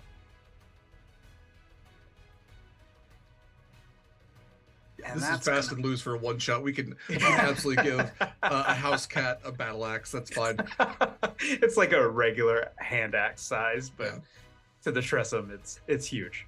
So it's a 10. 10 Okay. damage. All right. Pretty sizable hit to this this half ogre who's on the ground with kind of a claws going in behind him, and you hear like a yelp come from the ground. Anything else for your turn? No, I'm gonna hover over him, make sure he doesn't get up. Cool. Okay, with that, the lizard folk is still being grappled by the Yeti. Does not break it. Lear, it is your turn. I'm just gonna keep going through opening cages. Okay. So you have the fairy dragon next. Yeah. Okay. Go ahead and roll for strength or Wrong thing. Sleight of hand. or for sleight of hand. Yeah. Well, that's better. 14. 14 will also do it. Yeah, most of these have like a DC 12, DC 13, but can only be opened from the outside. The fairy dragon, very colorful, very vibrant. It's this vibrant orangish red. Steps out with these wings and says, "Thank you, sir. You are a scholar and a gentleman. I am not fond of this situation, so I'm going to make my leave. Best of luck, and look me up if you ever find yourself in the Fey realm. Fare thee That's well." fair. That's fair. Wait, what's Yeah. your name so we can look you up? Oh, No. And it goes flying off. I don't get it. Weird. Very. Kind of rude.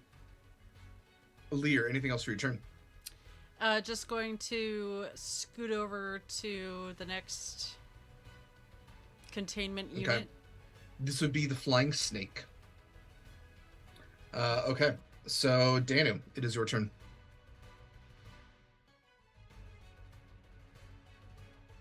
Mare, Sorry, I zoned out. You're all good. I am now in front of whatever was in, and I'm gonna try and get them out. okay. This is. Well, let me ask this: would you have gone to the right or the left? What are the two options inside the cages? One is an amphisbena, which is a snake with a head on either end, no tail, and the other one is the super big axe beak. The axe beak. Absolutely. Okay, this one also, like the Fastieth, has straps and also a muzzle, like almost a sheath over its axe beak-like beak. It's to attack the straps primarily, unless you wanted to just. I would say the DC for the straps is lower than the sheath. Oh. Okay, so if I wanted to get its head out, it'd be harder. Yes, yeah. Not significantly, but just like we're talking 13 to 17. That's the difference here. Okay, so I'm going to actually go for the straps so it doesn't get caught in a flaming building. Okay. Go for it. Will I have sneak attack at any point on the straps? We can say that the bird is enough of an ally. It is an enemy of your enemy. And Okay. that's enough to make it a I friend. got a 12 to hit. Okay. Well, no, I said before that straps were a 10, so yes, that will hit. Okay, sneak attack. 3. That's total 6 damage. And that's more than 5, which is what I said it was. So yes, you have snapped the straps, and the axe beak finds itself mostly freed.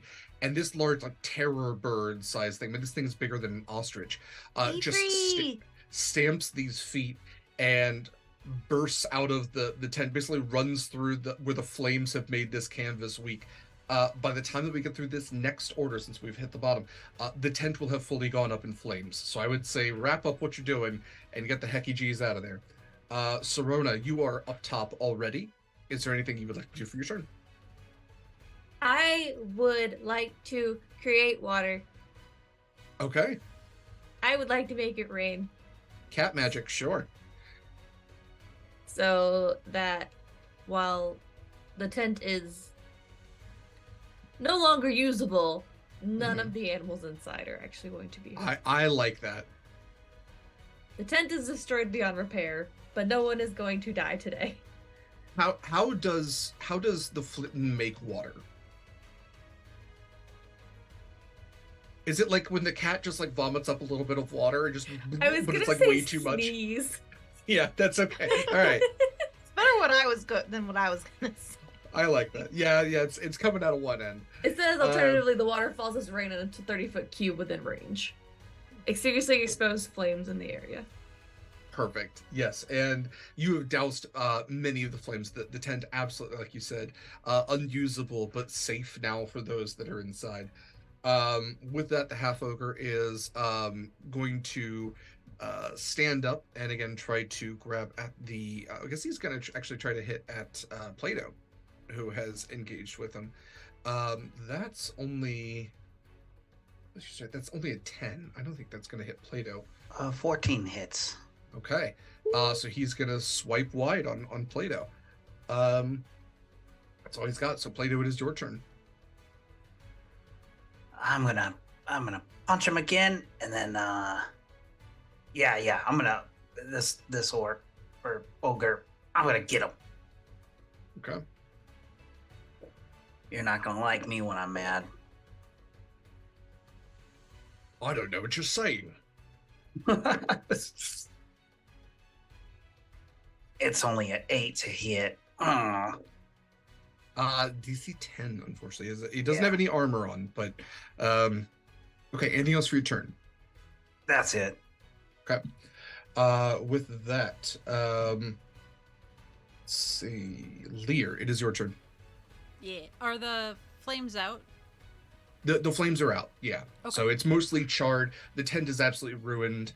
And like people are starting to like gather as this terror bird, this axe beak, has gone running through the streets.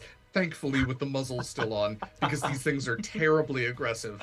But yeah, it has gone just like trampling with dust behind it through the streets. But it is structurally safe for the next couple of rounds. Yeah, it's not going to collapse. I mean, there's not really a lot of canvas left. The wood is probably not great. Like they would have to absolutely rebuild the entire thing, but it's not going to collapse in on you all. I would say unless any of you make a serious attack against the supports. Yeah, I'm gonna go for the flying snake. I Go mean, for it. free. Just swipe it like I've been. Oh, that's not good. That's a 7. 7 is not going to free the flying snake. Okay. Anything else for your turn? No, I'm gonna just look at the snake, and I don't know if it can understand me, but I'm just gonna say, hey, hang on, I got this. We're gonna get you out. One minute. The snake just looks at you and he goes, yeah, okay, sure you do. Sure. It's fine, sure. Yeah. That's all I got. Okay. Danu, it is your turn. I'm gonna do it. Go for it. So did you want to release the Amphispina, or you can also, I guess, help Lear if you would like. Those are the only 2 that are left. I've got the 2-headed snake on. Okay. I'm gonna go after them. Snakes are all that are left. Snakes Okay. are wild. Okay, this is like a latch, right? Yes. Okay, I'll go slate a hand to open it now that I know how to do it. That's only a 11. At 11 is not enough to open this one, unfortunately. Anything else for your turn? I hiss at the lock. Okay. The Empress Beanut, like in unison, says, "It's okay. Try again. You've got this." Oh. Oh. Are they a Back- bard? Are they a bard? Can they give me inspiration? I've been kind of ruling this just because, again, Lucy goes through with a one shot. Because you are cats figuring things out in the world, both Lear and Dana will have advantage on their next rolls because they basically figure out what not to do. They have lived up to that Thomas Edison quote that he never actually said.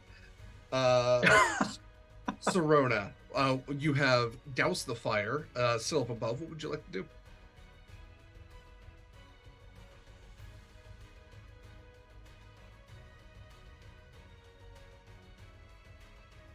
Kaila, Sorry, zoned out. you're good. No. There was movement on my screen. I was tracking that instead. I actually got super nervous and I was like, is it my turn? I know you aren't used to the names. It's all good. Who are you talking to? That's what happens with one shots. We don't know. We don't know what's going on. Kaila, what do you want your flying cat to do? How close am I to literally anything? Because I yeeted myself out of the tent. Yeah, you have a flying speed of 40, so you could probably be about 30 feet high at this point. Can I want to help Plato with the half ogre. Yeah, you could absolutely dive bomb back in if you wanted. I would like to dive bomb, please. Dive bomb away. Balls out. Oh, yes. Well, that's not gonna do much because that's a 4. That's a solid You- 6. It was a thought that counts. You dive bomb a little too hard. Missed my target. Anything else for your turn? No. Okay. Sirona, we're back up to the top. No, we just got to Sirona. So, the half ogre is going to take another swipe at Plato since like something flew behind him, but a lot of things are flying around and he doesn't have time to look at that. That is only a 13. I think, Michael, you said 14 was the AC? Or 14, if he All right, wants to hit me. He's not hitting then. Okay, then I'm gonna need to take a hit here pretty soon, though. Plato, it is your turn. I'm gonna swipe him again. Okay. AC of 10. Oh, that's really good. 22 to hit. That'll do it. Oh.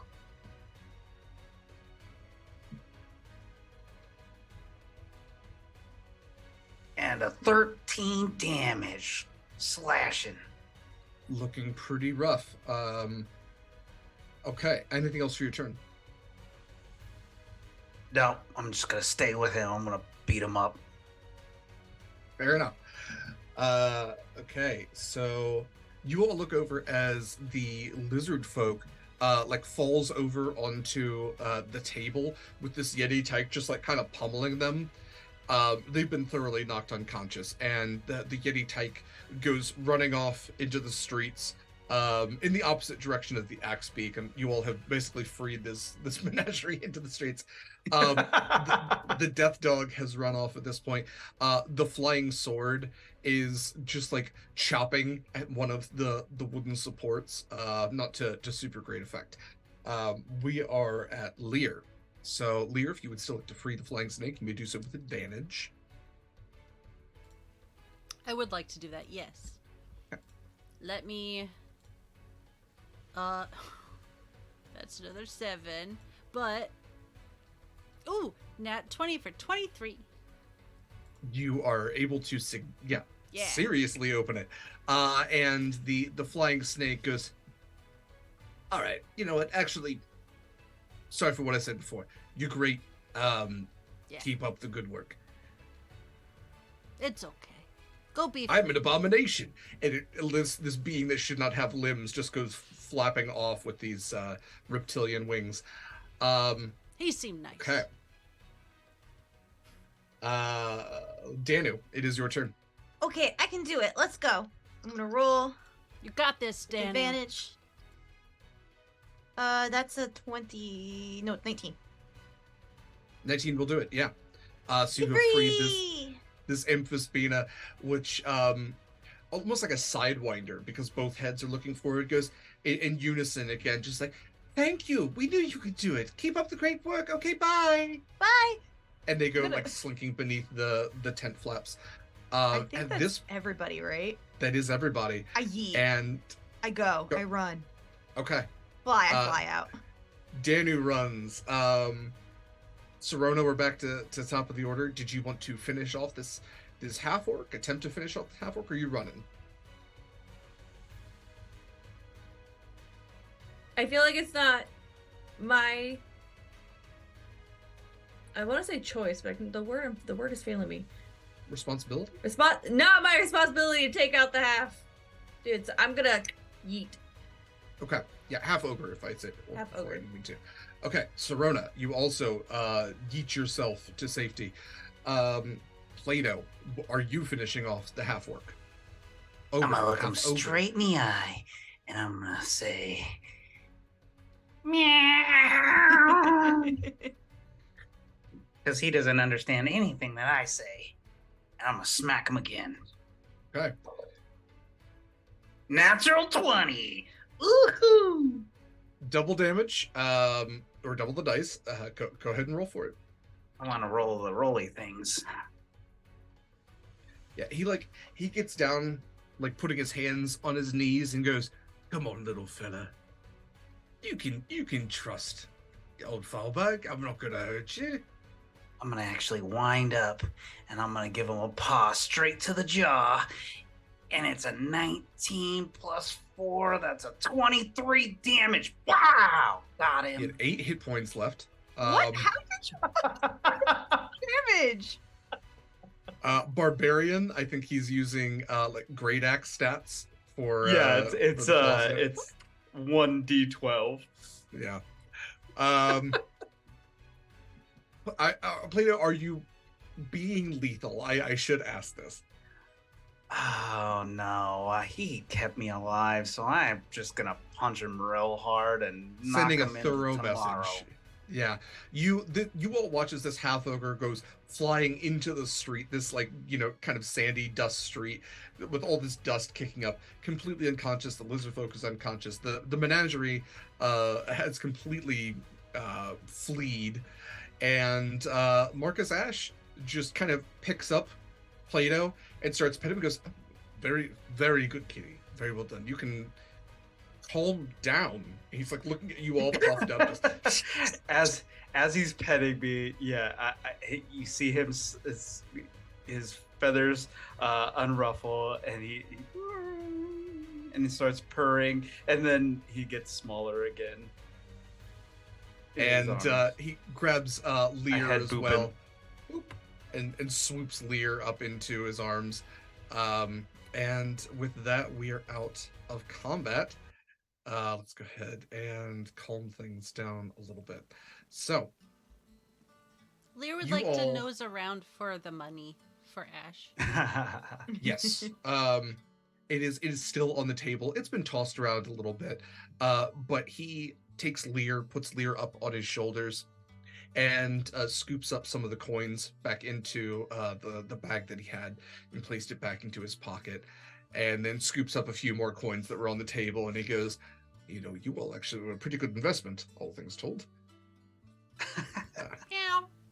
We did good. We did really good. Mom's gonna be so proud of us. Or she's gonna be really mad that we got in a lot of danger. So I think we should not tell her.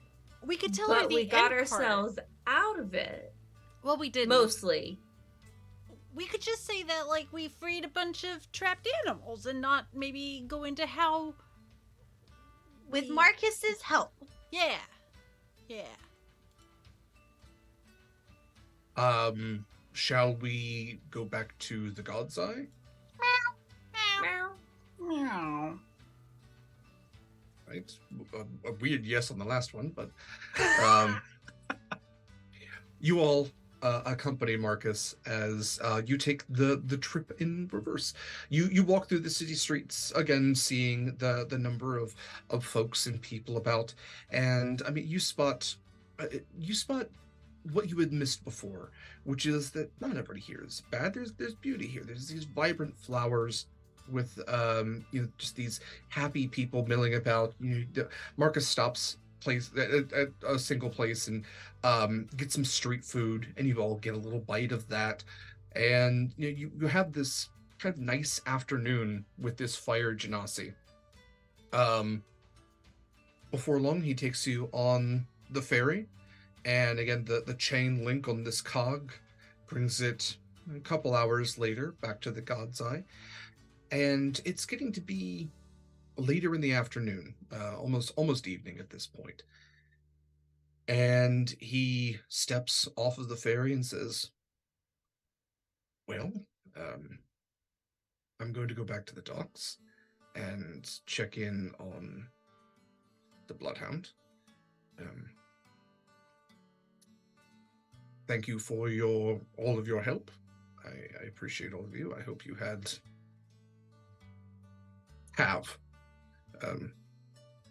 I'm sorry, I'm not sure what to say. I hope to see you all again, and I hope that you have good Tressym lives. It's hard to part when I can't understand what you say. Wow. I want to rub my face on his face. Yeah. Do a good old cuddle puddle. Yeah. Hmm. The loudest of question purrs. Does anyone on the crew of the Redemption see the cuddle puddles with Marcus and the Tressyms? Oh. Very important information. The crew's on the ship, though. Connery.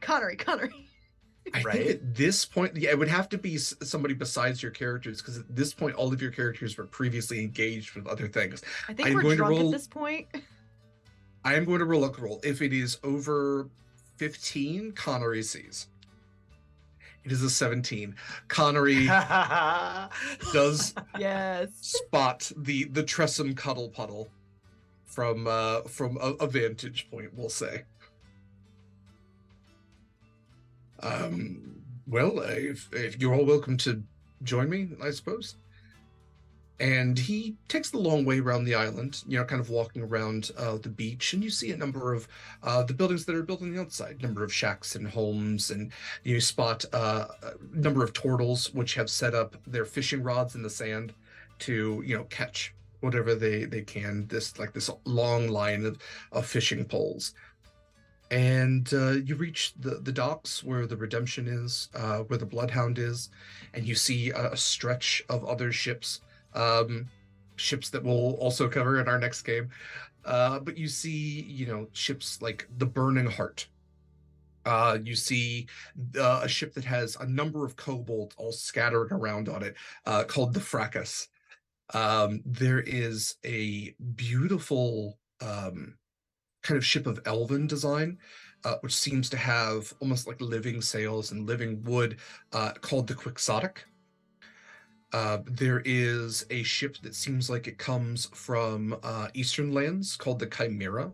It has sails that are in a much different kind of configuration than what you are used to.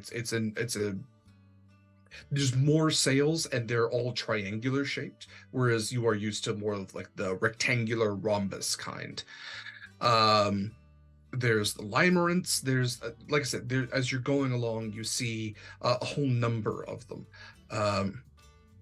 What do you all like to do?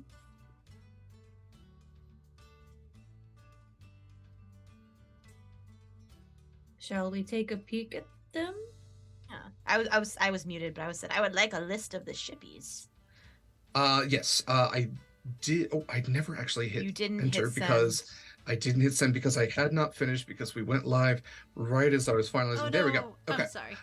No, you're fine. So there is the Burning Heart, which is captained by Uther Allgrave, who is a half-orc of they have a sense of nobility to them, and they claim an ancestry. And we can say Marcus would know these ships and would tell you this. So, yes, the Burning Heart, Captain Uther Allgrave, fine gentleman, claims ancestry to the lost Orc kingdoms of the north.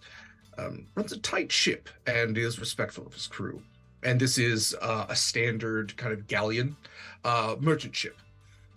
There's the Green Lion, Captain Cordelia Glee.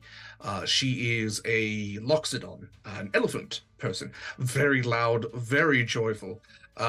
She is a smuggler of...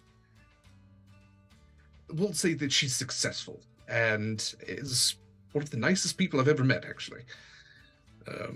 That is the Limerence. That's Captain Francis Gallant. Stern, but not unkind half-dwarf. Honestly, very good at card games. Impossible to read when he plays. That is the Fairest Wind, and you see another elven ship. That one actually comes from the elven kingdoms of Athelmar, and mostly deals in wood shipments and shipbuilding supply runs. That is Captain Elwina Pendulum. That is the Blue Louisa, Horatio Wrathhammer. It is a massive fearbolg who carries around a warhammer all the time, but bark is louder than his bite.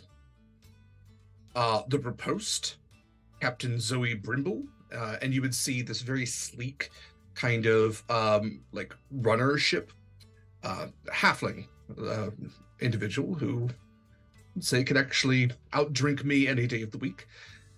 The Night Phoenix, captained by the... Name. It is a cool name, yes. Wait, did I understand that? No. Captained by Queen Cloudchaser, Air Genasi woman, who I would say is one of the bravest people and will sail through any storm she can and always makes it out of the end, surprisingly enough. The Peacock, and there's this, like, most ships don't really have paint on them. This one is vibrantly painted with an actual peacock design coming off of the front, and this like golden pearlescent. It's made of all these precious metals, like peacock figurehead at the front of the ship. Just as ostentatious as its captain, Captain X. They are a changeling, so they don't necessarily subscribe to an individual name, as it tends to change a lot, but I hear no shortage of adventures if they're being honest about half of them. That is the Curious Fate. That is Captain Maeve Highspire. She is a satyr. That is the Honest Devil. That is Captain Prudence Nix, a lovely tiefling woman. Do not ask her about me. That is the Copper Tiger. Let's ask her about him someday. The Copper Tiger is a warship that has a lot of sharper angles to it. That is actually the Hobgoblin captain, Gorka Shalchrist. Terrifying in battle, but honestly a very good singer. The Fracas, if you are looking for absolute chaos, it is them, and he like waves at the kobolds. Hello, yellow bands, and they all just like almost in unison go, howl! That is Captain Feckleknot. Nothing else needs to be said about that. Yes, the Quixotic, Captain Kate Flowers. Honestly, my favorite person if I had to line them all up. She is just a wonderful singer and grows all of her flowers and herbs and everything on board. She only keeps the poisonous things in the captain's room, so I wouldn't necessarily worry about that, but she always wears a flower crown with a pointed hat, makes her stand out a little bit. Absolutely anti-authoritarian, which I firmly respect. Wow. Indeed. I get the Chimera, another ship from the east. Captain Jade Reach, she's a half-elf. And finally, that brings us to the Bloodhound, Captain Scarlet Shores, which I suppose you would be somewhat familiar with. Lily? Yes. Do we want to snoop? Do we want to go anywhere? What do we want to do? We gotta say goodbye to Mom, because I don't want to stick around. My mom will also be very mad if we don't say bye.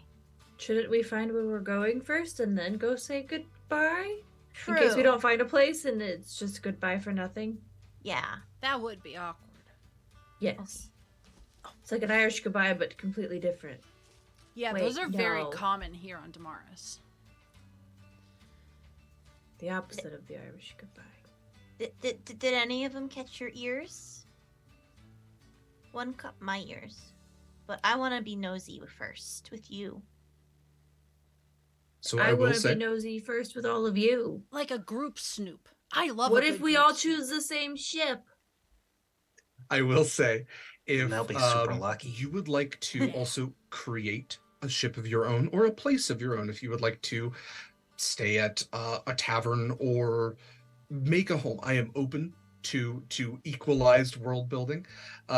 These are the ships as I presented them. There's also the keel boats, which were the Judge, the Silver Bee, the Subtle Knife, Tamora's Coin, and the River King.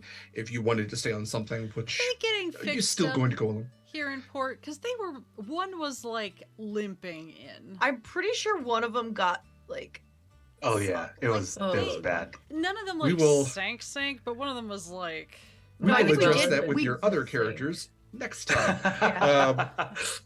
Because you all basically went on shore and went, Yeah. I don't know, somebody will handle it. We'll worry about No it one did. later. None Um, responsibilities. Well, So, yes, I wanna if any of ch- those sound good, otherwise, yeah, feel free to make something. I'm sorry, Mary, please. Wait. Nose goes. Whoever nose goes.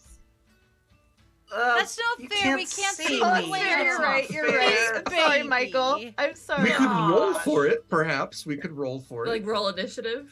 Yeah. Whoever gets the Almost. lowest goes first. Oh, that's not me. I got No Is it with- modifiers. Everybody 19. just Just a straight roll. rolls. Just Yeah, a let's straight just do a roll's each straight one. roll. 16. Almost like we have Oh, a mine way was to an 8. randomize this. 18. Oh, I got a 3.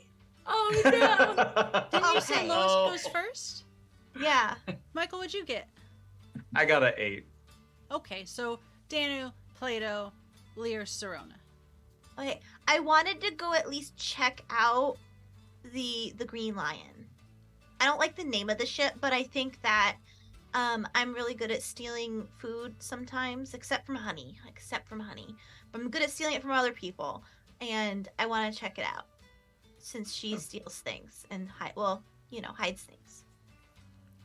Okay. So, Yeah, let's do it. I don't know if I'm gonna stay, but I want to check it out. See if the Yeah. vibes are right. Gotta do a vibe check. Don't forget to check the crow's nest. Dano, you go flying down to the Green Lion. Well, aren't we all going? Okay, Yeah. everybody's going. Sure. Group You all soup. would fly down to flock. the Green Lion, maybe hanging around like on the webbing that leads up to the crow's nest, hanging out at least on the taller mast poles of the ship. And you would hear below first this loud laughter, this trumpetous like laughter, as this very large elephantine individual is just like laughing as loud as she can at something, perhaps a joke that she heard, and she smacks one of her human sailors on the back, and he kind of goes forward a little bit because she is a large loxodon. But you note that the sailors below seem to be singing a shanty as they're roping things together. Some are scrubbing the decks because they're all in port. There's not a ton of people here, but she walks around and kind of does some checks, swipes her big elephant hand along the railing, and just kind of takes a look out towards the setting sun. Vibes are good, but I'm not sure yet. What else? Who's next? Think it's Plato? I think it's Plato too. I just wanted to check out, the honest devil. I want to see what's going on there.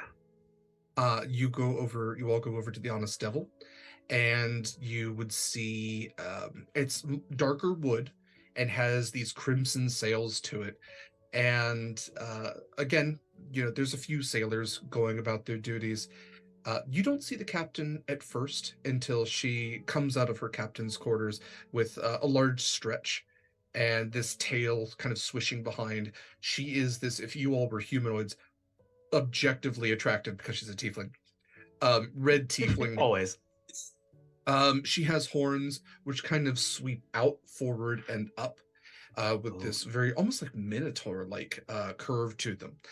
And she, with very few people around, kind of plops up onto a barrel and pulls a lute out from next to it and starts just kind of stringing it and testing it to get it in tune.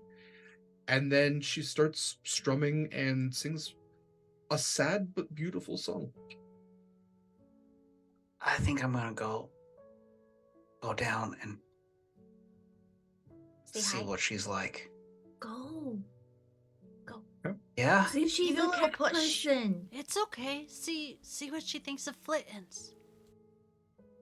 And I So dive down, I dive bomb down, and then I poof out and float down right next to her when she's playing, and I'll walk along the guardrail and kind of just check her out a little bit, make sure that she sees me. and she absolutely spots you. She has these deep, solid blue, almost like sapphire eyes, and she continues singing. She gives you a little wink, and smiles even through the sadness of the song. And when she finishes it, she sets down the lute, and she says, "Did you like that, all right, little one?" And I'm gonna hop over into her lap. Oh, you are a small fellow, aren't you? And then I'm Looking gonna, for I'm gonna some- put my paws up like, a strong fellow, though, aren't you? mm. Are we looking for some food? And then I'm gonna touch her face, paw at her face, real soft like. All right then.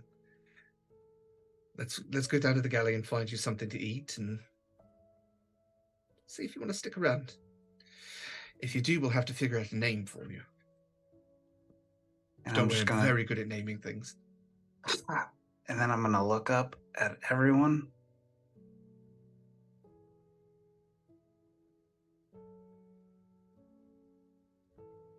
Don't forget to come say goodbye to Mom. One wing will go up. Oh. Where are we going next? Who is it? Lear would like to go check out the quixotic, but like wave at Plato with a wing, and then just kind of like happy, sad fly off. I don't know. I figure, someone with that much greenery on board, maybe they've got some like catnip or something. Either You all way. would fly over to the Quixotic, again, this semi-living ship of living wood and sails of almost leaf. And you would see a half-elven woman with this bright red hair, and she's wearing like what a witch's hat would be, but there's a flower crown where the band would be. And she's just humming to herself and casting a little magic to create water over. You see there's just planter boxes lining the sides of her ship, and it's a smaller sailing vessel, something where you would imagine she maybe has 10 crew members tops.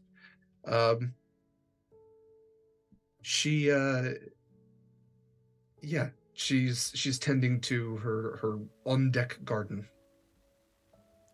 Lear is going to just do like a graceful drop, like a controlled drop onto the edge of one of the planter boxes, and I'm pretty sure I'm good at sniffing.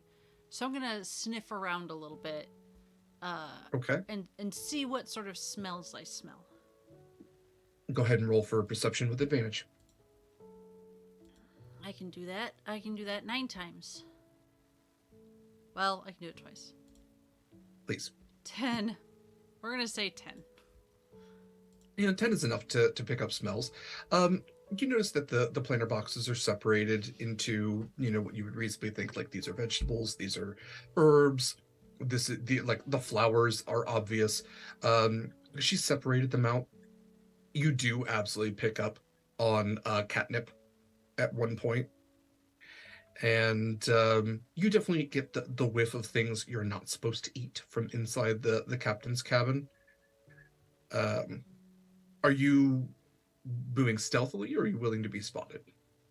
Oh no, I'm being quiet, but not stealthy, if that makes sense. Sure.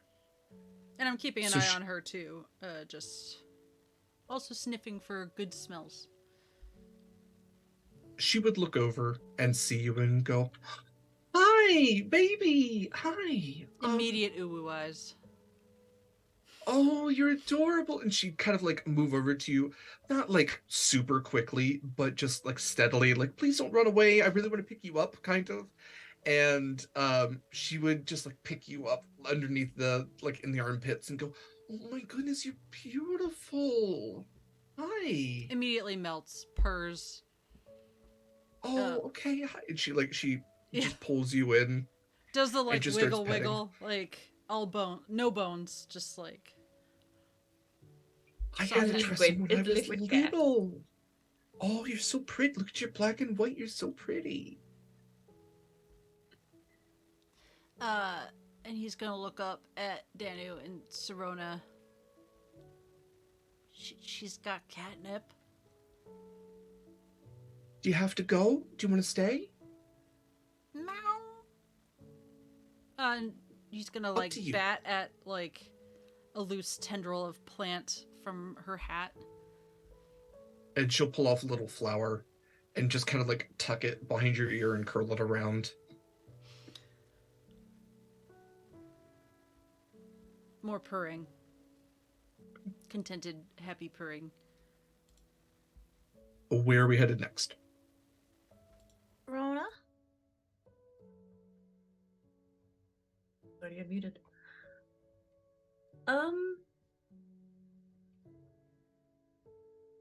I think I want to stay at the Bloodhound. That'd be good. I don't know what I want to do. That's okay. The Green Lion was cool, but I don't think that's the place for me. That's So- okay. You want to come inland with me super quick, and then I can go back with Mom if I can't find a place? Yeah. Okay. And then, Derek, I want to fly inland, and then see where there's a good place to find people. Okay. And just listen. Number of, like I said, shacks and buildings on the outside. There's a shipwrights building. Not a lot of people are there right now. There's a tattoo shop. There's a general store. It's getting late in the day, and a lot of those places are closing down for business. The place with the most amount of people would absolutely be oh God, what did I call it? I was blanking on it too. It was a pun. It had to do with. It was the pun. It was the High Spirits. No, Holy Spirits. Holy Spirits. There we go. You would note the tavern on the inner section of the island, the Holy Spirits, where most people are congregating right now because it's a tavern and people are drinking in the evening. And it's the first night, so this would be the night of the Pantheomnia. So a number of people are kind of gathering and celebrating, and as it's getting dark, people are praying at their individual temples and everything as well. But yeah, the tavern would have a lot of people there. Do you think they have a tavern cat yet? We don't know till we find out. Want to see who can swipe some food first from a drunk customer? Yes. Okay, let's go. I want to run in, fly in, look around, swipe some food. Yeah, number of drunk customers around that you could easily swipe food from. It's as you are swiping food, and I'm never gonna have a roll on this because this is kind of the secret thing. You start, Dano, feel a pet from behind, and it's a little rough at first, but it becomes very smooth. And as you turn around, this large turtle is very slowly petting you, that came up without your senses even picking up. And the last time you saw him was when he was behind the bar, and he has seemingly traveled 30 feet without anyone really seeing, hearing, or anything. And he just goes, "Hello.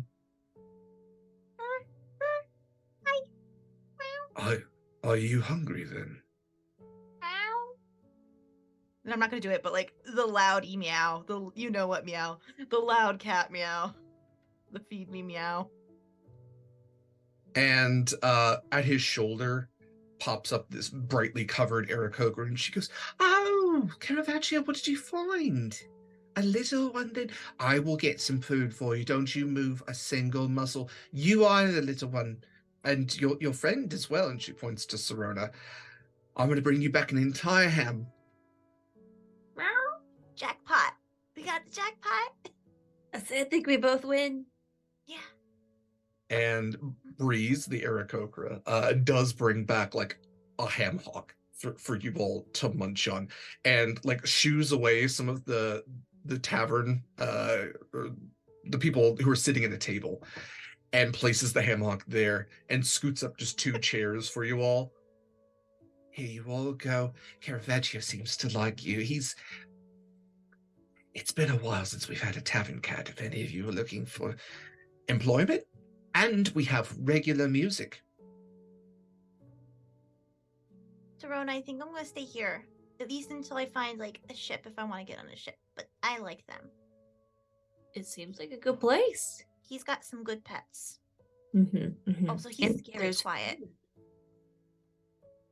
Maybe you could learn something. Excuse you. I'm very good sneaker. Well, let's go talk to Mom.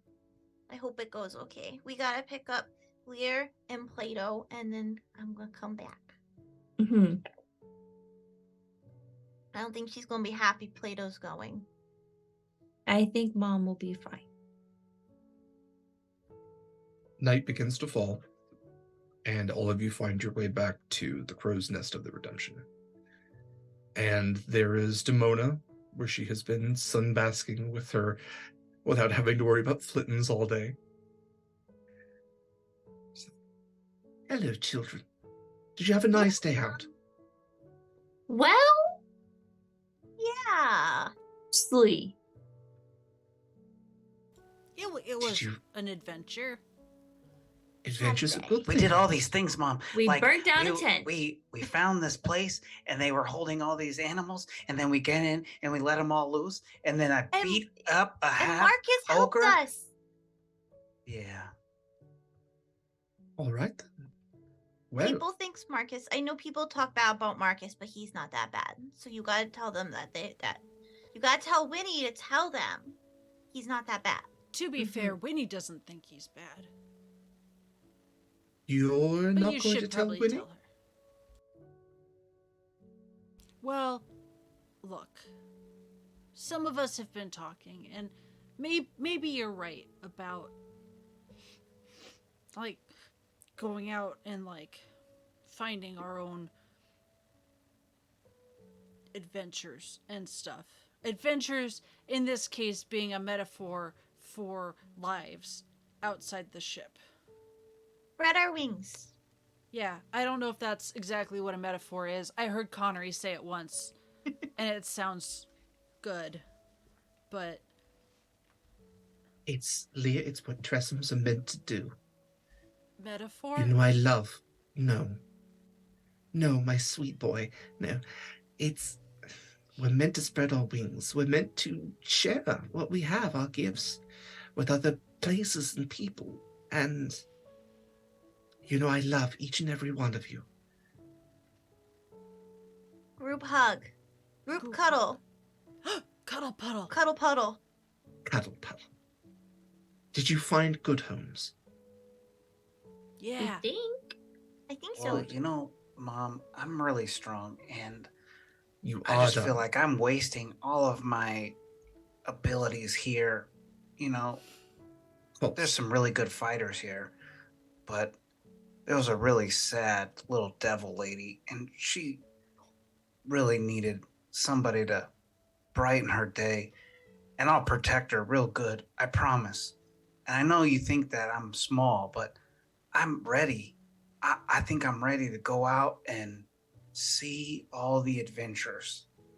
I'm gonna do I it. know you are. I'm so proud of each and every one of you. And Oh, sorry, Mom. no, you're fine, darling. I was going to say I hope our paths cross again, and I'm sure they will.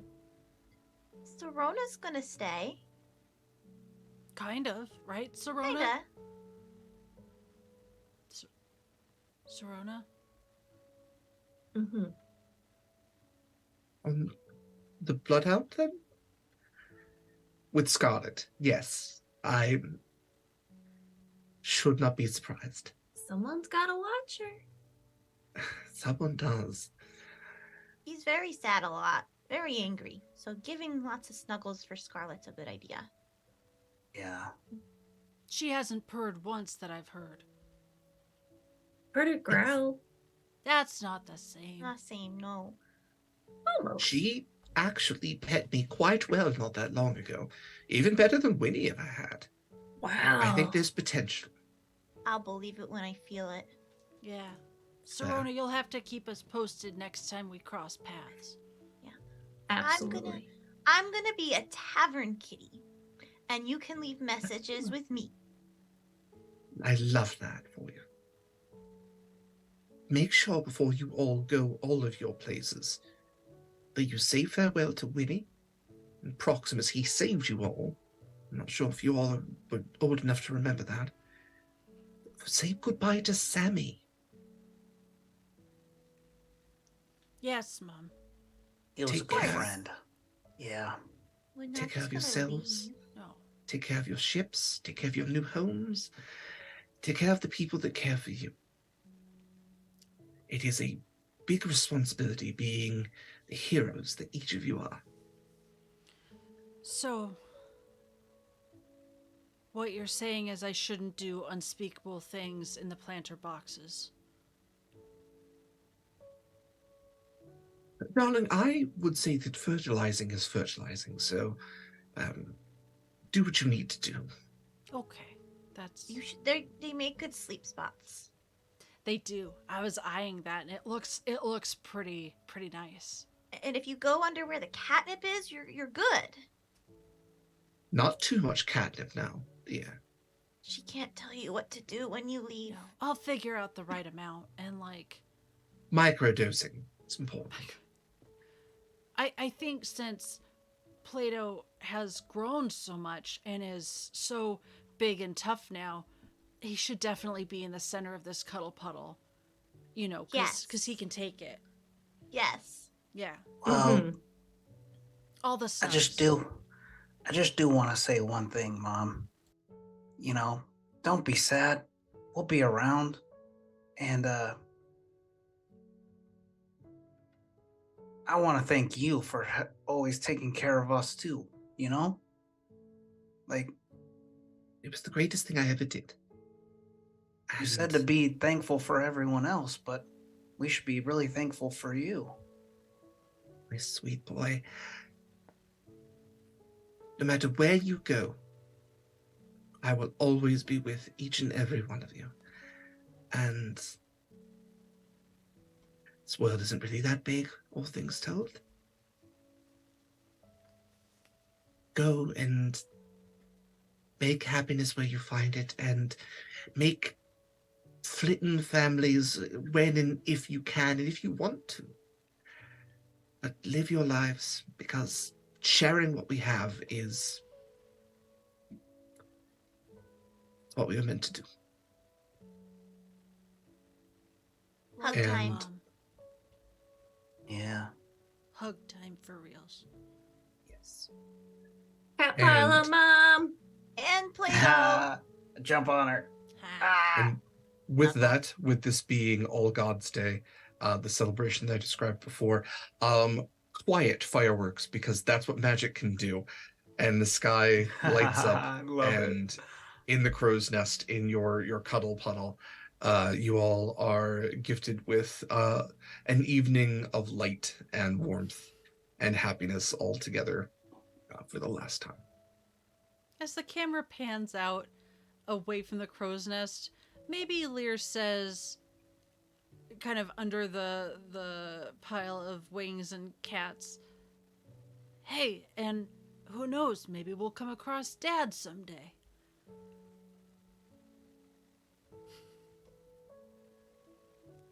If not, that's fine. Yeah, I think I'm okay.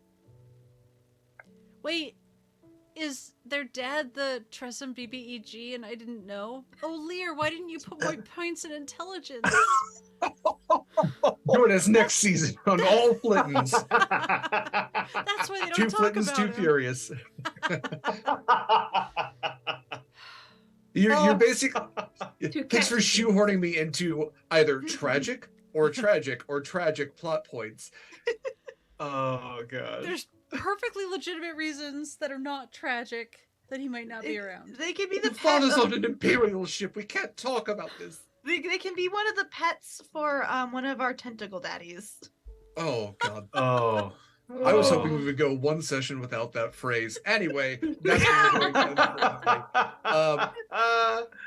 Thank you all for joining us. Let's go ahead and switch music from something that's not going to make me cry about pets going on to bigger and better things. Good cathartic cries are fine. Oh, God. Yeah, for those of you, just to give a little bit behind the screen, for those of you who joined us for the Proximus one-shot where we benefited CCI, Canine Companions for Independence, and I spoke a little bit about that. Timmy, the current Canine Companions for Independence puppy that my parents have, who's a very sweet boy, a little energetic, is getting turned into puppy college on the 10th. So I will actually advertise this a little bit since that was a Proximus prequel. You can tune in to cci.org or canines.org and actually watch the matriculation live. So just throwing that out there, if you want to watch something that's very tear-jerking about puppies going off to college and going on to bigger and better things, if you need that cathartic cry, that's February 10th. Okay. Thank you all for joining us for this special one-shot of Horizon's Call, the All Tressyms one-shot, Flying the Crow's Nest. Again, I am Derek Sword. I have been your game meowster for this session. I'm going to have these lovely people say a little bit more about themselves, where you can find them, all that good stuff. Just before I do, just one last reiteration. If you enjoyed the performances today, definitely show that support, if you can, monetarily through pally.gg. Everything there gets evenly distributed, and if you actually donate there and we're not in the middle of a stream, we're still notified and we will move that advantage crit, whatever it is, to the next game that we have. So you can do it at any point. We'll have more channel stuff when we get to Eva and I, but at this point, Mare, a little bit about yourself, where we can find you, all that good stuff. Hello, my name is Mare. You can find me on Twitter at Archmage of Dice. For games right now, I'm only doing Horizon's Call every Saturday at 6 p.m. ET. And also, I will be premiering a game of Invisible Sun called Fraying Threads here on Thursday, February 16th at 7 p.m. Eastern Time. It's gonna be great. It's gonna be drama. It's gonna be awesome. And there might be some telling the future in the first episode. And I might be here. We're still figuring it out, but I might be here with Eva next week, next Saturday, doing a 2-person game. That's all I got. Beautiful. Thank you, Mare. Mikyl. Hi, fam. I'm Mikyl, and you can find me at Mikyl Sandoval on Twitter and Instagram, and also Tumblr. And I'm just here. I'm here doing things, spreading the love, one art piece at a time. Love you guys. Awesome. And as always, Mikyl does the typical artwork for our Horizon's Call games. A special thank you to Mikyl for continually contributing wonderful art pieces to this channel. Kaila. Hi, hello, my name is Kaila. I am many faces in many places in the TTRPG realm, as well as streaming on my own channel. We do a lot of painting, a lot of gaming. We do charity streams, which speaking of, next weekend, you can find Derek and I on my own channel. We'll be running a Valentine's Day themed D&D charity event. Derek and I will be co-DMing that. Derek knows the mechanics and I just know just enough to be dangerous. This charity event will be to support To Write Love in Our Arms, which is a mental illness resources kind of charity. They offer to pay for therapy. They give resources for self-harm, addiction, anxiety, depression, any of that sort of umbrella. They are an amazing charity. I'm excited to raise money for them yet again. So that starts on my channel officially on Friday, and we will run things Friday, Saturday, and Sunday morning. I'm very excited. Derek is slightly terrified. It's going to be great. Thank you, Kaila. Eva, please. Hello, I'm Eva. You can find me on Twitter at @TheEvaSterate. This is Ida, inspiration for today's Lear. You will also see me tomorrow at 10 a.m. Pacific for Exuvier, a one-shot benefiting Project Hope's Ukraine Crisis and Global Relief Fund. And most Saturdays here for Horizons Call, and indeed, perhaps a two-shot next Saturday. That's about it for me. Beautiful. Thank you. Yes, from all of us at Sword and Key, a special thank you from the bottom of our hearts for joining us. I do want to say that, yes, Exuvier is tomorrow. The Project Hope campaign will wrap up tomorrow since Exuvier was delayed till the beginning of this month. We will have more campaigns, charity campaigns coming up soon, but you can continue to donate to the Project Hope Ukraine Relief Fund through the game tomorrow. So please do so. There are some great incentives there, and the Exuvier game is due to be just absolutely amazing. Yes, I will also, like Kaila said, be joining her next Saturday. So Horizons Call is taking a break as I am the training wheels on the flaming bicycle that is Kaila. Very much looking forward to that. So yes, doing some more charity stuff next Saturday as well. And Sword and Key has lots of stuff coming down the pipeline. You know, as Mara mentioned, we have Fraying Threads. We have a Humblewood game, which is getting its feet. We have a Ryutama game, which is coming up in the near future. Lots of great stuff. So thanks for joining us. Continue to hang out, and we'll try to bring you the best content that we can. If you do want to follow us, the best place is Twitter. It's Sword and Key with the word separated by underscores, sword underscore and underscore key underscore. Or no, there's no underscore after key. You can also join our Discord, which should be available in the chat. Yeah, definitely join us over there if you like to chat about the games that we play, or heck, almost anything. We have a channel for almost anything at this point. There's some really great folks over there. If you want to follow me personally, the best place is dsword16 on Twitter as well. And I believe that is all of the bigger stuff really to note. Yeah, I will let you all I will let my cast go for the end of the night. And again, thank you. We're gonna go ahead and end, and we will see you in 2 weeks. So until then, fair winds and following seas, brave mariners. Take care of yourselves. Love you. Heart.